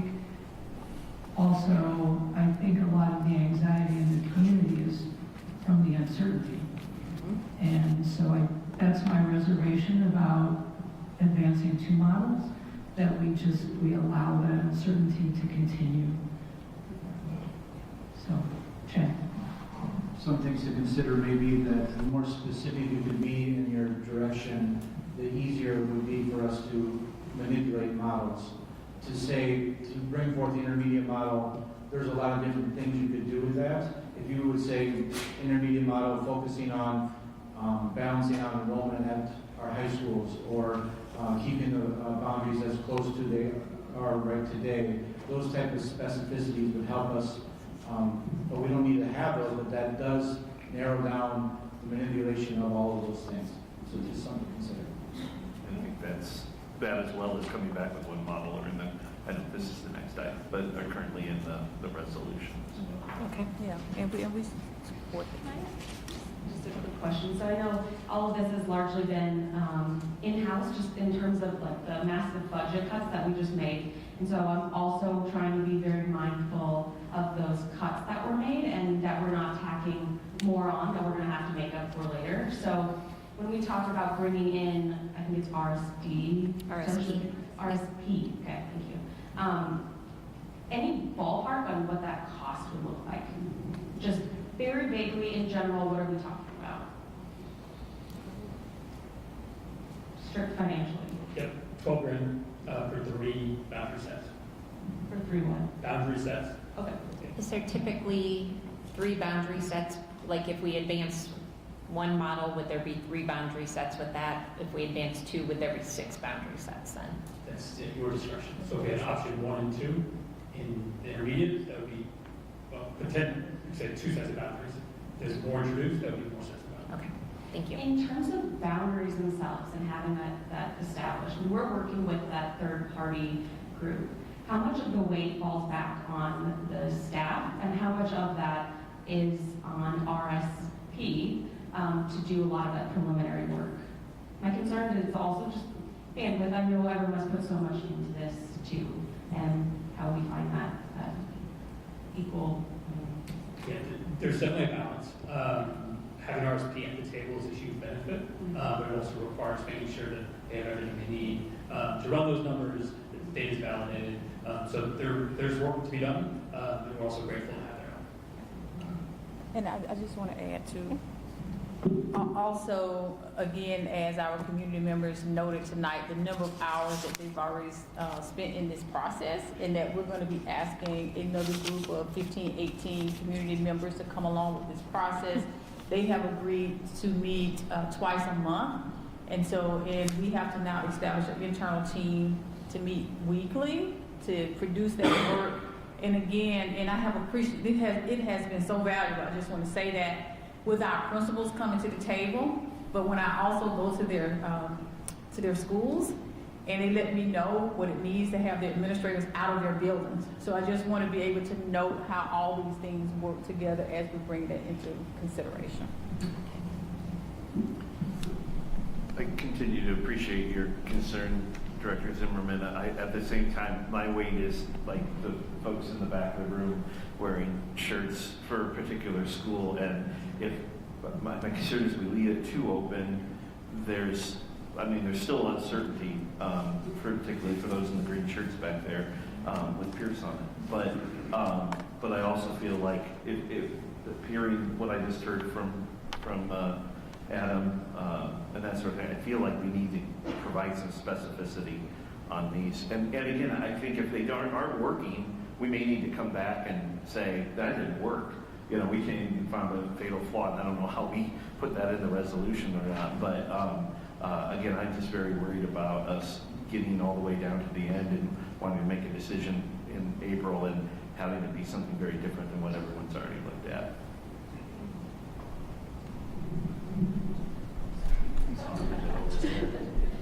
But to that point, maybe going back to like if we do advance a model, can there be very specific checkpoints? Like how do we determine those? Whether we pause, adjust quickly so that we aren't, just reconvening and then discovering that. So, is there a way that we can structure that out so that we can redirect implementation that's not meeting the expectations? I think we could do that in a resolution, is my guess, is request specific checkpoints, and maybe you want to start scribbling down some of those checkpoints in preparation for that resolution. Okay. And if you can't tell, I'm struggling a bit because I'm trying to understand genuinely, because the theme of keeping humanity at the center, right? Our people are our backbone. And we have a lot of uncertainty. We've got new models and we've got staff. I'm not saying that we need to go back, but when we went through that resolution, I did push, and I was kind of not clear how we make those amendments, and there was some themes of like there's wiggle room, we're not sure how much we have to cut here when it will come back to it. So this is me coming back to it. I want to make sure that we are achieving, if we are able to achieve our staffing levels through attrition, great, right? If that happens, I would be remiss to, it feels very counterproductive to lay off staff, some of our best staff, in the interim, just to potentially rehire once we know those levels. And I'm saying that specifically for some of those schools that have the major staffing inequities, which this model fixes, right? So instead of going through that at Wash or Franklin or Taft that have those higher numbers, is there a way that we can, is there any wiggle room right now with this board? Because I don't feel good about the steps we're taking in order to do that. Yeah. Are you talking about the how we voted a couple weeks ago with our budget cuts? And I think someone had talked about, but we couldn't necessarily do that. We couldn't make those, like the staffing model cuts if we didn't know what was happening here. So like, can we go back to that space and say, you know, that those 33 teachers, well, that may not necessarily work because of how this plays out? As I specifically think, cutting 7.5 at Wash and then adding 3 at Jefferson, when we're creating new boundaries that will accommodate for staffing level of students in enrollment numbers, I have major concerns around that. And so I guess I'm looking for any direction of how we can go back to. One thing we could do here, so, you know, we would have to essentially go back and, or not go back and change our vote, but we would have to potentially revote or introduce potentially a motion for that. On February 23rd, we have a work session, and one of the topics that we've thought might be a really good thing to talk about is the budget, right? So it won't necessarily be like we're voting on very specific things. It's a work session, but that would be an opportunity to talk about that there, because we are in the process of building the budget right now as a district. So if we essentially make that our focus at the February 23rd board meeting, and we think about, you know, if we find there are opportunities, we'll get a lot of information at that meeting. Maybe that would be an opportunity to revisit that. Okay.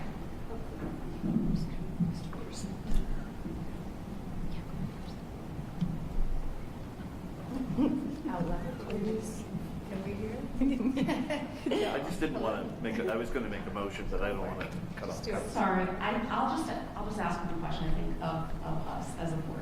So if our focus is truly primarily student achievement, and so what I'm hearing up here a lot of is these questions about these unknowns and these uncertainties, and we keep coming back to them about who are teachers going to lose their jobs, who's going to get switched schools, what's this going to look like, and my anxiety right here inside of me is saying, oh my gosh, we're going to kick this down the road again potentially, and we're still not going to have those answers. And that is my perspective, I guess, on this, and why I had initially, after listening to everything tonight, wanting to pursue the intermediate model with all of the opportunity inside to make those changes. For us, from my vantage point as a board member, I see it as my responsibility right here, right now, within all of that stuff aside, to look at a model and say, is this model, which of these models is going to produce the best student outcomes and achievements for all of our students? And I think, for me, I can say here that with the right supports in place, if we can, once we clarify what those are and how we're going to accomplish them through this resolution, I do believe that there is a place for all of our students within the intermediate model if we do it the right way. And that's what I just want. That's what I'm thinking about. That's what I want all of us to also be cognizant of, while also holding space for the people who are not in the room tonight and the voices that are not here or weren't captured by the survey. Equity, we keep coming back to, I'm glad it is on the table tonight in such a loud way. But equity also looks like making a decision, moving forward, and then doing the most equitable thing within that for our students. I'm going to go ahead and make a motion so we can at least vote on it and get it off the table if that's not where we want to go. I will, where my language is here, I'll do it I would move to advance the intermediate option 2 and the 5-8 model for further discussion. 2 and 5 through 8. Do what now? Sorry. Well, that's in the resolution, and right now it says 1, so I assume we'll chat about that. Thank you. Okay. Is there a second? Second. Okay. Any further discussion? This will be a roll call vote, right? Board Secretary Schulte? Okay. Why not? Yeah, I'll repeat that. Yes. The motion was to advance intermediate. Thank you. Intermediate option 2 and the 5-8 model for further discovery. Motion presented by Vice President Brzezinski, seconded by Director Zimmerman. And now we will take a roll call vote. Okay. Director Tuminski. Director Byron. Director Burns. No. That's fine. Yeah. Vice President Brzezinski. Aye. Director Garland. No. Director Zimmerman. Aye. President Newman. Aye. Okay. Motion passes, I believe. So that means we next move on to consideration of the resolution. All right. So this is where we have some opportunity to add that specificity. I think everybody has it up on their iPads, and any amendments that we make will be added, and then they'll publish it up to the screen. So, excuse us.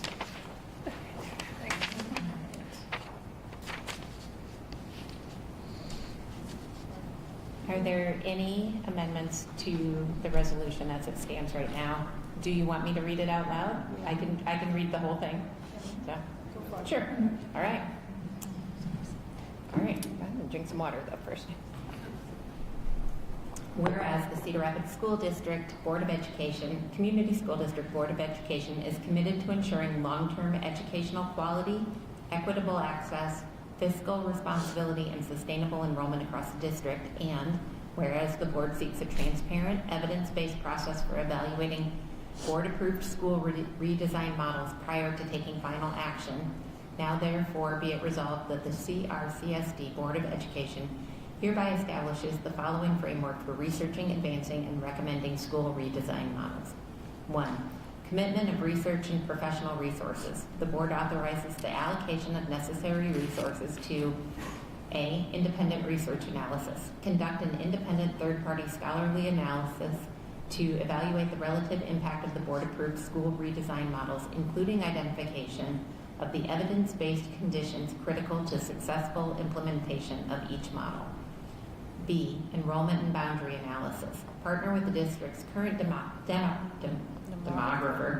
RSP and Associates, to conduct professional boundary analysis and provide comprehensive enrollment projections aligned to the approved models under consideration. 2. Directive to recommend final model.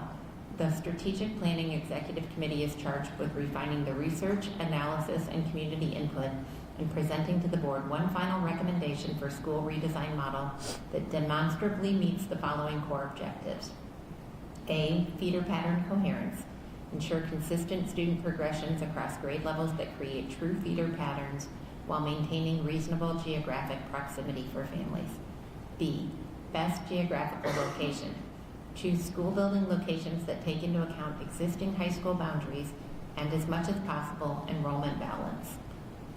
C. Fiscal stewardship. Maximize long-term financial impact and ensure a strong return on change for the community.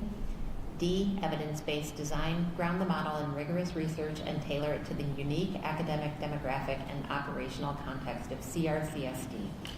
E. Programmatic access. Improve district-wide competitiveness and expand access to fine arts, extracurricular activities, and athletics for all students. F. Class size expectations. Maintain current class size cap expectations across all grade levels. G. Long-term facilities planning. Include/inform motion to guide facilities master plan over time so that buildings are modernized and maintained to provide safe, secure learning environments that meet programmatic programming needs for all students. H, community insight. Include ongoing community input and engagement to consider diverse audience needs, including ELL families, gather insights early, inform the committee's work, and build support for its recommendations prior to decision making. Number 3, support for implementation and transitions. The final recommended model must include a comprehensive implementation and transition framework that clearly addresses A, student transitions, strategies to support continuity, belonging, and academic success for all affected students. B, permit and transfer process, clear guidelines for intra-district transfers and permits. C, transportation, operational plans to ensure reliable and equitable student transportation. D, special education services, continuity of services and specialized programming for students with disabilities and other vulnerable populations. 4, Johnson STEAM Academy JSA review. As part of the school redesign analysis, the district shall A, review Johnson STEAM Academy to ensure Area 1 has adequate capacity to serve all resident students, and B, investigate opportunities to support Johnson STEAM Academy as a school choice option following the conclusion of the MSAP program grant at the end of the 2027-2028 school year. Be it further resolved that this resolution establishes scope, expectations, and criteria for advancing school redesign models and does not constitute final approval of any specific model. Whew. All right. Good job. I would like to make a motion, I believe, regarding item number 4, Johnson STEAM Academy. My motion would be that Johnson STEAM Academy, under any of these models, because the Johnson STEAM Academy would not be considered for closure. Second. Any discussion? Is it to just strike, I mean, maybe just for discussion perspective, is that just to strike 4 entirely? I think well, Or would you rewrite it? I mean, that's the... Johnson is actually in both models being advanced. However, that doesn't mean that the recommendations might not come back differently. So if you want to ensure that it does not come back differently, then I would say, as part of the school redesign analysis, the district shall, I would add something to the effect of maintain Johnson as an elementary school and then review and investigate. Because I think those things are still important. We do need to think about the capacity to serve students. I think that piece will be covered just fine, but that investigate opportunities to support it beyond the end of the MSAT grant will be really important. Yeah, I'd like to keep that in there. Okay. So I would say strike A and replace it with that JSA remains an elementary. Okay, so I will amend my motion that 4A is changed to Johnson STEAM Academy will remain open, and we'll leave part B in there. Okay, so strike, replace A with your Correct. motion. Quick clarification on that though. So are we saying like in a year we're going to be back here having this conversation? Well, we can't really control that tonight. I'm just wanting to provide some stability and not uncertainty continued when we feel strongly for a number of reasons. I mean, are we saying then it's just the magnet schools? I don't know. I think the resolution language that Director Garlock has introduced basically says that we are removing consideration of Johnson closing. We can't control what and we can't control what's going to happen in the future, so I wouldn't suggest we box ourselves in that way. Right now, as we consider these models, we would not consider closing Johnson. Sounds good. I think for me, this comes down to it being a very clear direction from this board, if this is moved, that this is a priority and that we hear that these magnet schools, this idea, this concept is important and crucial to this community. And I think that sends a strong message that that's the direction that we want to move in. That is why I support that amendment and second it if it hasn't already been. Madam President, could the motion be restated for the record? please restate that. So, item number 4, part A, we are going to reword to say that as part of the investigation of these models that we are moving forward, Johnson will not be closed. Part B will remain as stated. What about the preliminary language before A? Did you intend to delete that? As part of the school redesign analysis, Shall. the district shall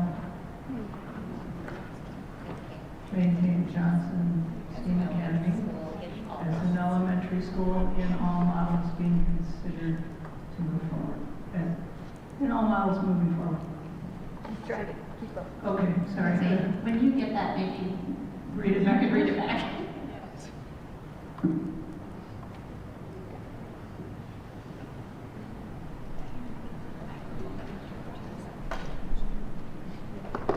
So is, the way I wrote it, as part of the school redesign analysis, the district shall, A, maintain JSA as an elementary school in all models being considered.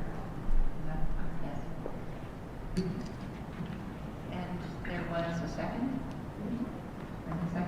Any other discussion? I think I'll be fine to support that. I just like part of what I don't almost want to strike the whole thing, but I'll be fine with that. I think what we're doing here in this resolution is calling out Johnson specifically.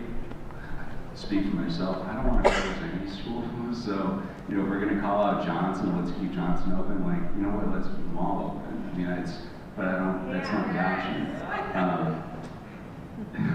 But, and I would just remind us that I think our goal here is to save $6 million annually, and one of the ways to do that is to close 6 elementary schools that are estimated to be $1 million each. So there are certainly other ways to do that, but like I said, I'm good with this to just kind of send it very clear that Johnson is not on the table.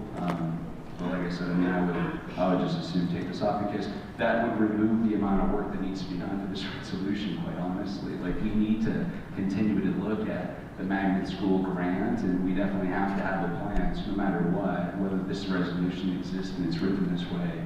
Doesn't necessarily need to be done as part of this resolution. But like I said, it's a lot of words to say. I'm fine with the rewording as the motion is, and I think I can see myself supporting that.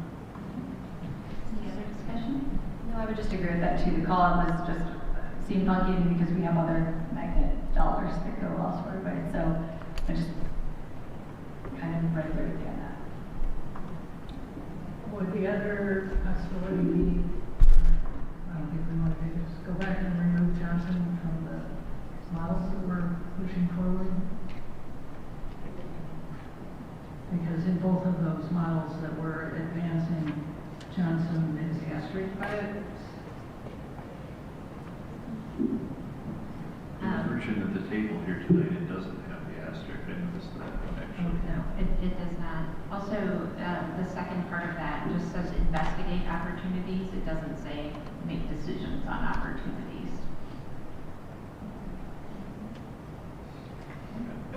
Any other discussion? With that, I believe we're ready to vote on the amendment. Just on that. Just on that amendment. We have to approve any amendment before we go forward with the resolution. So, let's go ahead and do roll call. It's easier for me to hear. We'll switch it over this time. Yes. Director Byers. Director Burns. Aye. Vice President Steve. Aye. Director Rebecca. Aye. Director Zerbe. Aye. Aye. Aye. Okay. Amendment passes. Do we have any other amendments?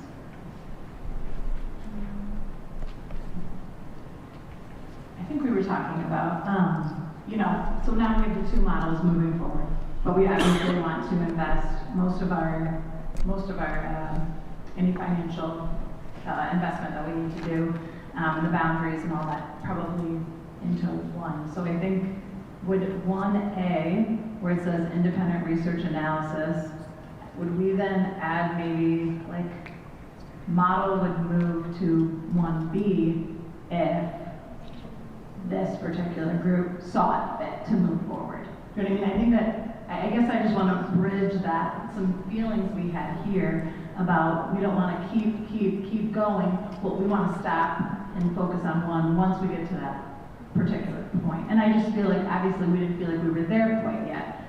So could we have, does that make sense, like to have? It wasn't under just the research, in my opinion, just because I think the research alone isn't the only factor. So I don't think it goes under like 1A necessarily, but. I feel like maybe some of that and some of your question also is just how are we defining? We have a lot of things here that are priorities to us, and I think if we are going to move forward with these two, if we are moving forward with two models, the one version and then the other, I think that comes back to a board directive being, okay, what are the priorities and which of these are rated most importantly? How are we defining each thing within that scope? And then, because I think there are going to be good things that come out of all of these. And then we're going to come back to the same place and say, okay, well, how was equity defined, right? How was this thing defined? And I think that that is something that we should be considering. I think it's part of like what you're saying. But I get that there's like, it needs to be said at some point where it's like, we're moving forward with the one, because this, I mean, even tonight when we heard some tidbits from the principals, like, I'm not sure how we keep principals or recruit principals for a 5A, if those things end up advancing, just use it as an example, and we hear those sentiments, at what point can we rely on our current staff to kind of guide us in a way that we can or can't, so getting to that determination quickly without spending 12,000 here, 12,000 there. I think it says that in part two. It says that it's charged with finding research, analysis, community input, and then presenting the board one final recommendation for school. So Maybe just a timeline. Getting there. It's a question of how soon, but I'm not sure we can. I would a little hesitant to define what that date is or what that item is that sends it over the ledge and makes it clear that one model is the right model. We do, timelines do matter because we run the risk of people not knowing where they're going next year, if their school's open, where the those are, so I get all where that they're you're going saying. next year. Let's make that clear. Sorry, that's the changes fault. this year. Yeah, I apologize. Vice President Jerminski, I have a question. Are you suggesting that the next group that looks at this brings one model back to us? I think that's what it says. I take other opinions on what that main text under number 2 says, but it seems fairly clear that presenting the board one final recommendation. So I would suggest that if we want more than one to come back, then we would amend it, because I'm reading it the same way. No, I would, and I like the way this is worded, because this is in line with what we were saying earlier, which is like we can advance 2 models, but we're not asking for you to come back with more than one. We're asking you to come back with this rubric completed, the research completed, and to confidently say this is the model that we're recommending. So I'm totally fine with that. And I think my other concerns are captured, but I maybe just want to state them out loud. Transportation was a major concern in lots of areas on that survey. It is called out in section 3C, transportation operational plans to ensure reliable, equitable student transportation. I might suggest that we capture it in 2B, which is best geographical location, that currently reads choose school building locations that take into account existing high school boundaries and as much as possible enrollment balance. But it's trying to get more specific than as little disruption as possible, and certainly weighing transportation, in that geographical location. And I don't know if there's additional wording that I think is really truly needed. I just want to make sure that it's clear that transportation, we should be able to come back with a plan that says everybody's transportation concerns, we have looked at those, this is how that happens in this model. So again, not necessarily She covers that well. Operational plans to ensure reliable and equitable student transportation. Yeah, so like I'm good with it being captured there. I just think that clearly to be like when we're looking at that too, just to acknowledge that. And then 2D would be the other place that I would make a comment. I think student achievement, we've said it multiple times. I just want to make sure that's very clearly captured. They ground the model in rigorous research and tailor it to a unique academic, demographic, operational context of CRCSD. I guess I would love to feel confident that the new model would improve student achievement and not diminish in any way, because I don't think that that's what we're looking for at all. So to be able to know that that's been looked into and that there's reasonable confidence that student achievement will in fact improve with the model change. So it seems to me like, again, I'm like coming back to this, but there are, with the 5 through 8 and the intermediate model, there are clear things that the board sees as opportunity and potential. And so my question then becomes, like within working with RSP on those boundaries, how do we get those things pieced out, parsed out first, before we have to go full in detail and explain transportation for both models, So can we make a decision, I guess, as a board, and what direction do you need, Dr. Landon, from us to feel like you can leave here with a clear on what we're searching for? What are those metrics? Because I feel like we have walked away from this before with some open-ended stuff, and this is great, we kind of know some patterns here, but if we're not giving you that direct feedback without getting too into the weeds, how do you know how's it being vetted appropriately? I actually do feel like that you have provided clear direction. I'm so appreciative of the resolution. I think absent of the resolution, we would probably still have lots of questions. As far as, I think we would take the first step with the independent research analysis. So with our first meeting, we are trying to establish a toolkit that we can get in front of the strategic plan executive committee. And I do think that that's going to be one of their first tasks, is to really take a look at the philosophy and the concerns around the intermediate as well as the 5 through 8 model. I also want to be just transparent up front. I don't know how the independent research analysis is going to come back and what it's going to say about each of the models. And so I think we have to be willing to embrace the research, and we need to come back with a model that is right for Cedar Rapids Community School District. We have to take into account the research. We also have to take into account our current buildings and infrastructure, the way that it's built, and how that model is going to fit inside of our school district. So I believe that I have the information needed to be able to move forward. We can also commit to bring you our first update on February 23rd. We're scheduled to meet on February 19th. Just waiting until after this meeting so we can get people pulled together, as well as this week, I will work with the team on a timeline that will include those checkpoints, and we can also, so that the community can have some anticipation of how the process is going and where we are, what we've learned, and any decisions that are made. Before we, cut out from here for tonight, because that never happened, I think there's been a great effort to get the community involved in the community coalition. And I think moving forward, as we make those teams smaller and smaller, I think that perception, while we're still in that waiting period, is going to make people anxious, and they're going to feel like they're being left out of the conversation again. And so I would love for us, if it's possible, to consider just ways that we're going to keep the community engaged, some direct things that we're going to be able to give to explain how they're going to be involved. Maybe you're not on that committee of 15, but how else is your voice going to be heard here? What can we expect? That's important as well. Is there a need or an opportunity for us to clearly define what that group of 15 is? Because right now, maybe I missed it, but it's simply written as the strategic planning executive committee. So I do wonder if some sort of definition or parameters around who's on that committee. So if it's a group of 15 people, how do we ensure the things that Director Burns is stating, which is, I know what this group wants is for us to confidently be able to say voices were heard, and we're hearing that from those voices that were heard, not us just saying, it's like, yes, of course we listen to you. It's like, how do we have that evidence? So again, just the question is, should we further define what that committee is and who is on it?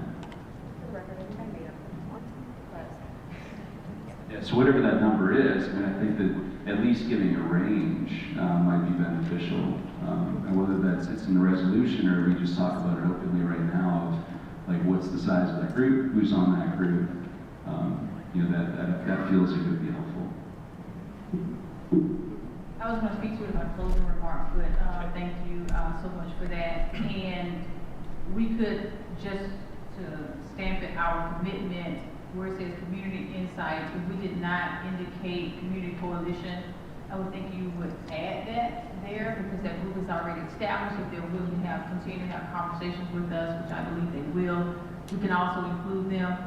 However, as you can see from the working groups that have presented so far, it does take that commitment of a smaller group to really be able to dig in. And so right now, the way that the group is structured, we do have parents, community coalition members, a few staff members, one board member, and the rest of them will be business and community leaders. So what we're really looking for would be to add subject matter experts that can bring their financial insights as well as their educational background. We have a former superintendent also included within that organization, as well as people that understand the growth patterns of the community. And so we really do feel like we have a diverse group. When we sent out the timeline, and we did not ask people about sharing out who was on the group. We typically haven't done that, but I'm sure we can. I would just like to be able to, number one, make sure we have full agreement on who all has said yes to it. And then we could probably release their names, but very confident, a very diverse group. We have ELL representation. We have a cross-sector of diversity on the group as well. And again, bringing forward that parent, that business perspective, educator voice, people that have graduated from our system, have kids in our system, etc. We try to think about a holistic group. And they also feel like that's where 2H is very important in there because beyond that group, I mean, they will still continue to bring in the opinion of the community, and I like the wording here because it's very clear about the different groups who want insight. So I'm not hearing at this point any amendment coming from that. I just have a thought I wanted to bring. Oh, sorry. I got a couple questions about the features our schools should have. So just, and I mentioned it earlier, just the kind of vetting again of our buildings and the criteria and what they're bringing for each model. So, you know, we're adding elementary on both, essentially. We're adding elementary kids to a middle school. So ensuring that those buildings are appropriate and have the features. So I don't know if that's if this is the time to put something, or if we could put something, just that our schools are looked at more closely for how we could. I'm looking at what we have in here. It could go under long-term facilities planning if you want to specify that. G, 2G. Modernize and maintain to provide safe and secure learning environments that meet the programming needs for all students. Yeah. So I was just like, what features, or can we look more critically at the options for buildings that we have, how we're going to be using them forward? I remember you had a comment at one point in time about just our oldest facilities and if they can actually deliver on the academics that we are, you know, and the programming and extracurriculars and stuff. So maybe it is worth just saying, are you hoping to call that out specifically because of some of the age of our buildings? Right. So just like, again, looking at how we're using these buildings, how the options are currently suggested. You know, how there was a former option, for example, on the intermediate model, and that was taken off the table. So can we get to the best possible option, not just choose between one or two, if that makes sense?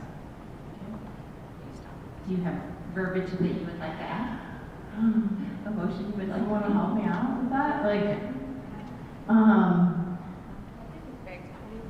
just for clarity. say, are you talking about the feeder parent options and which schools are actually used in the intermediate model? Just for clarity, just. Yeah, I mean, I would just like us to let's look at our inventory with a blank slate and say, okay, these schools, we're gonna be redoing our boundaries, and so that might change a little bit how we're looking at our buildings anyway. But can we have some foresight?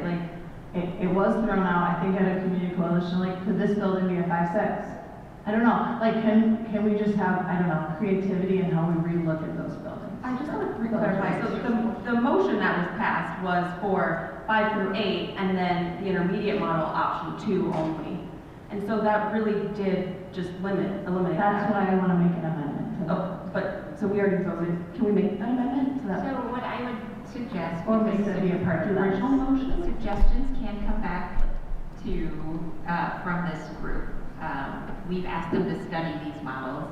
They may come back with other suggestions. So I would even just say, if you make a motion under the long-term facilities planning, that buildings are selected that are modernized and maintained. Selected, modernized, and maintained. I would put the word selected in there. The buildings selected, okay. So that buildings are selected, comma, modernized, and maintained. So your motion would be to add the word selected between, basically you want to reword that whole section.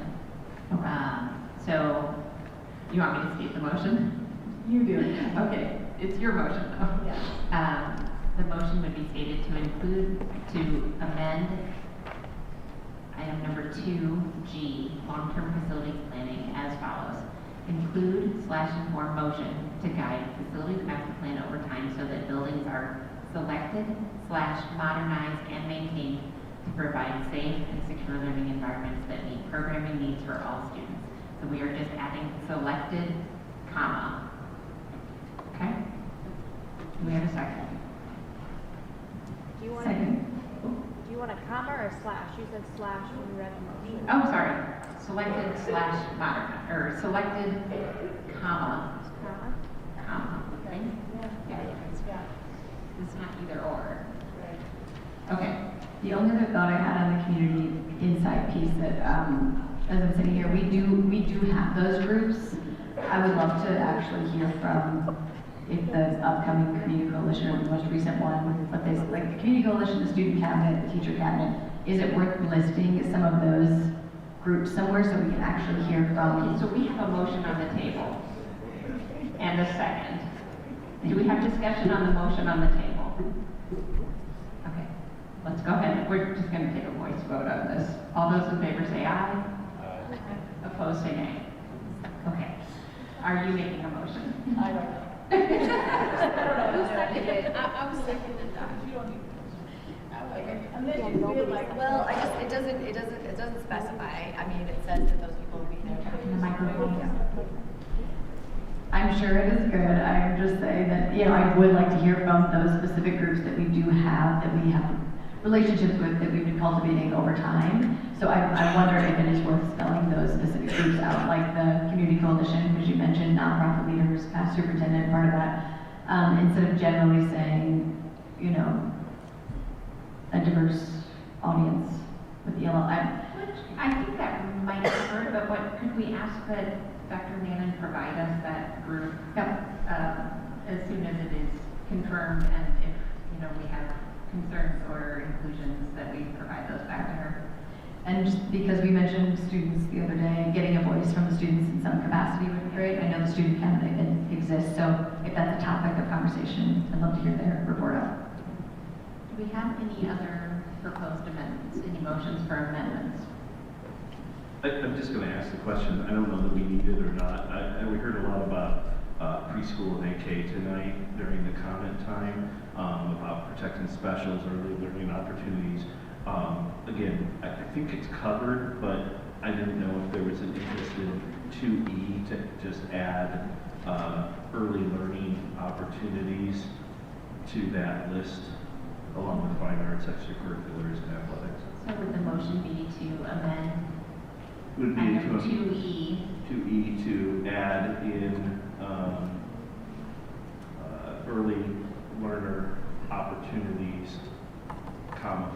its extracurricular activities and everything. All right, so the motion is to amend item 2E, programmatic access, to say improve district-wide competitiveness and expand access to early learning or early learning opportunities, comma, fine arts, extracurricular activities, and athletics for all students. Correct? Second? Any discussion? All those in favor say aye. Aye. Opposed say nay. Okay, amendment passes. Okay. I'm so sorry to do this. Can I just ask another question? Director Zimmerman, this, like, just the conversation that we just had here has me thinking.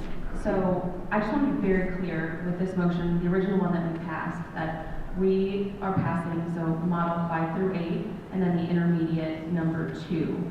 So I want to, what is the difference between that and saying 5 through 8 and intermediate, if the directive is sort of within that to give options within the intermediate? It sort of sounds like that's two different things. I'm thinking about like grant, so we just did the second one, grant is off the table there. So I just want to make sure we're all clear on what we're voting for here. We already voted for. What we already voted for, what we already voted for, yes. And that's what we intend. I mean, I guess I would just assume that we would go the extra steps since we're going into the deep dive of what would actually be the best buildings for use. I assume the same of the 5-8. I assume we wouldn't just take this and say, yeah, 10 people did it and thought it was a good idea. Sorry, maybe that was a false assumption I shouldn't have made, but I assume that we would go back and look at that and figure out what the best schools are. The committee will. Excuse me, not us. Yes, not us, the committee will. Yes. That is a correct assumption. But I guess I'm a little confused now. We are advancing option 2 of the intermediate model. So if the committee gathers together and says, oh, well, option 1 is actually better at our criteria, is that okay when we've given them direction to look only at option 2? I'll start with my intent of the motion was that I was picking option 2 and the model as laid out on this slide here. And again, this is where I don't know exactly how this works when RSP comes in and starts it. I mean, my sense is that this would be a guiding principle or start for them, because what I heard is if we left it wide open, that's who knows how many models that you'd have to come up with to figure out the best one. That said, I guess I would certainly be open, and this is what was in the back of my head, is if they're putting it together and like, this doesn't work, but this does, that would be a place where I wanted to go back to that group and then, bring that back in a periodic update or that sort of thing. I think option 2 had a different geography boundary, and so that's kind of what I was looking at, had a different geography boundary. So I guess that was kind of what I was thinking, and also our survey data did share a lot of families were preferring option 2. Yeah, and I think it was also a point of contention just amongst the community, so it's very important that we don't just skip over and say we're doing option 2 and 5 through 8. I just want to be very clear, so like when I voted against the motion myself, I mean, I was thinking about that from the perspective of I also don't know if I can just get behind option 2. I think there are some other things within that I have questions about. And so that's... Can we do that? I guess that's why I'm suggesting an amendment. Do you know what I'm saying? I don't. Could you use the Yeah, like my original motion was to consider the intermediate model, whatever option. And it sounds like we've gone full circle now. After we voted to move forward option 2, we're now sort of going back and saying, oh, well, we want to consider other things. I think that if the strategic plan executive committee finds that that to not be workable, and the 5 through 8 is not workable, and they come up with other suggestions for us as a board, that's what we would entertain. I think it's helpful to it was helpful to narrow it down to one of the 2 models in the intermediate instead of the whole intermediate, all the possibilities there, and the 5 through 8. So I do think narrowing it, but I do think we should be open-minded if they come back and say, for these reasons, this does not work, but this could. We still have the opportunity, we will be the ultimate decision makers in this. So they are a committee, they might come back with something completely wild. We don't know that yet, but like we're advancing 2 models to be studied and to come back with a recommendation. And what that recommendation is still our decision, and how we may amend or change that is our decision as a board. Yep, and I think that is captured there too, just like the recommendation by there is not something that fits. And I also think it's important to draw back to those early elementary consolidation models and studies. A handful of these came out of that as well because they were viable options long term. We look 5 years into the future. So that doesn't apply to everyone, but I do want to suggest there was like a 2-year project in there with committees that, that was part of the reasoning for a few of those schools that are listed there. Do we have additional amendments? Okay. Are we prepared to vote on the resolution as it stands amended? Do I have to read the whole thing out loud? It's up there. It's on your iPads. If not, back out of it and go back. Okay. So I did I move we approve the resolution as amended. Okay. Do I have a second? All right. We can do this as a voice vote. Okay. All those in favor say aye. Aye. Those opposed say nay. All right. Resolution passes. Thank you. All right. Now I have to find the rest of my script. Give me a second here.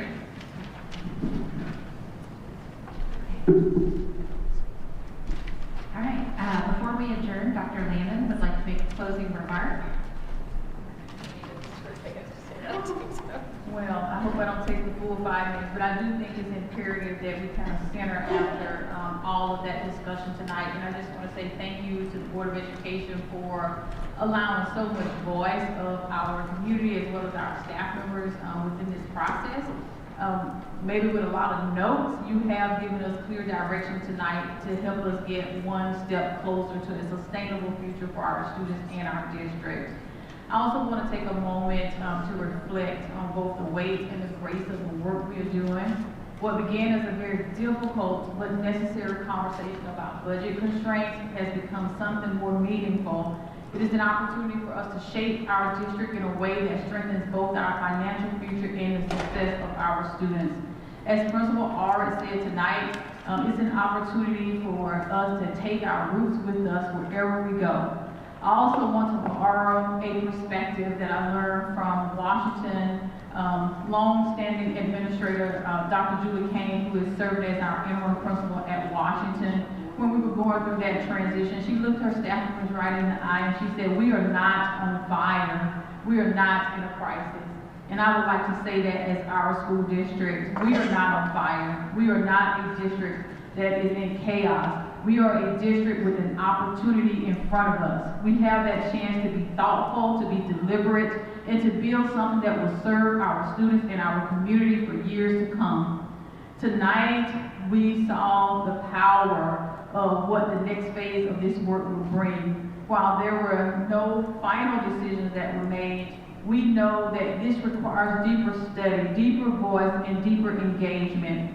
We also recognize that it is our responsibility to approach these decisions with care, with the clarity that Director Tominski talked about, and a deep commitment to our students, our staff, and the community that we serve. To our families and our dedicated staff, we hear you. We know that you are looking for the details and reassurance. I want you to know that your children will always have a home in the Cedar Rapids Community School District. They will continue to be surrounded by adults who care for them deeply, and they will be provided with the resources that they need. Our commitment is to their success, and that is a non-negotiable. Over the past several weeks, I have attended meetings across our community, and I listened carefully at these campuses, and I heard parents talk about the traditions in their schools, about how our schools are safe, and that is the reason why they send their students to them. That's not always the headlines. I heard them talk about how the principals of these schools, they know their students' names one by one, and that they can call their teachers for special considerations for their students' needs that they have. I want to be very clear that the values that define our schools, relationships, safety, belonging, and care for every child will carry forward as we continue to make this path clear about our future. The heart of our culture does not live in a building. It lives in our people, as was stated by Rachel tonight. And that is what we are committed to protecting. The next phase of work will be just as important as the discussions that you brought here tonight. With the Strategic Plan Executive Committee, we heard you in terms of making sure that all voices continue to be included. This group will be studying the staffing, the boundaries, the transportation, the building capacity, and future growth. All the things that our families are telling us that they need to know.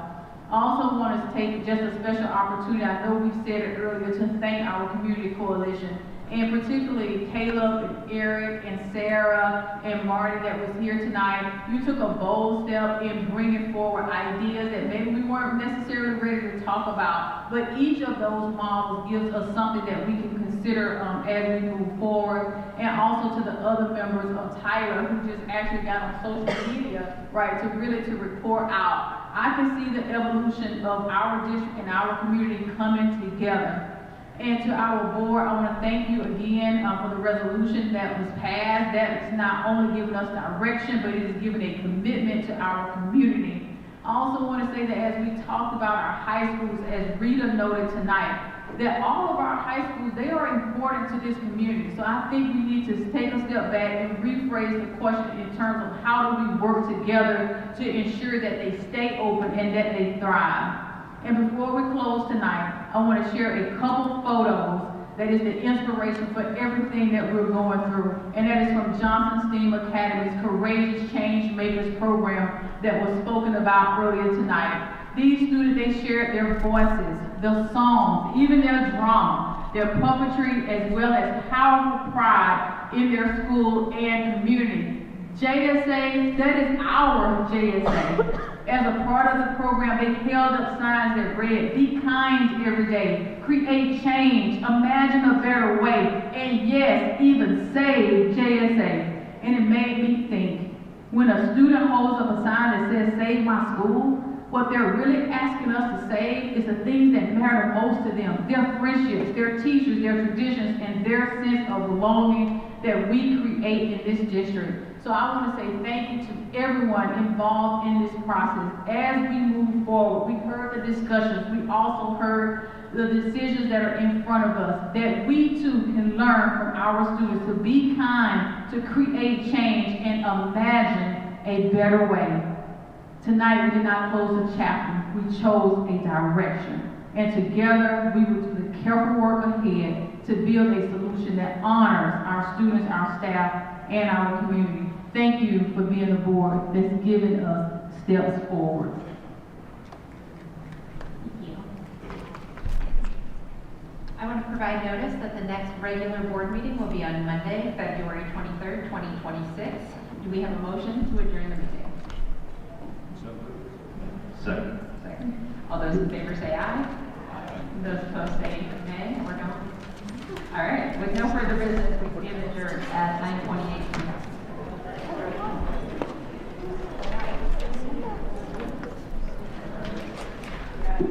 So it's going 3 o'clock.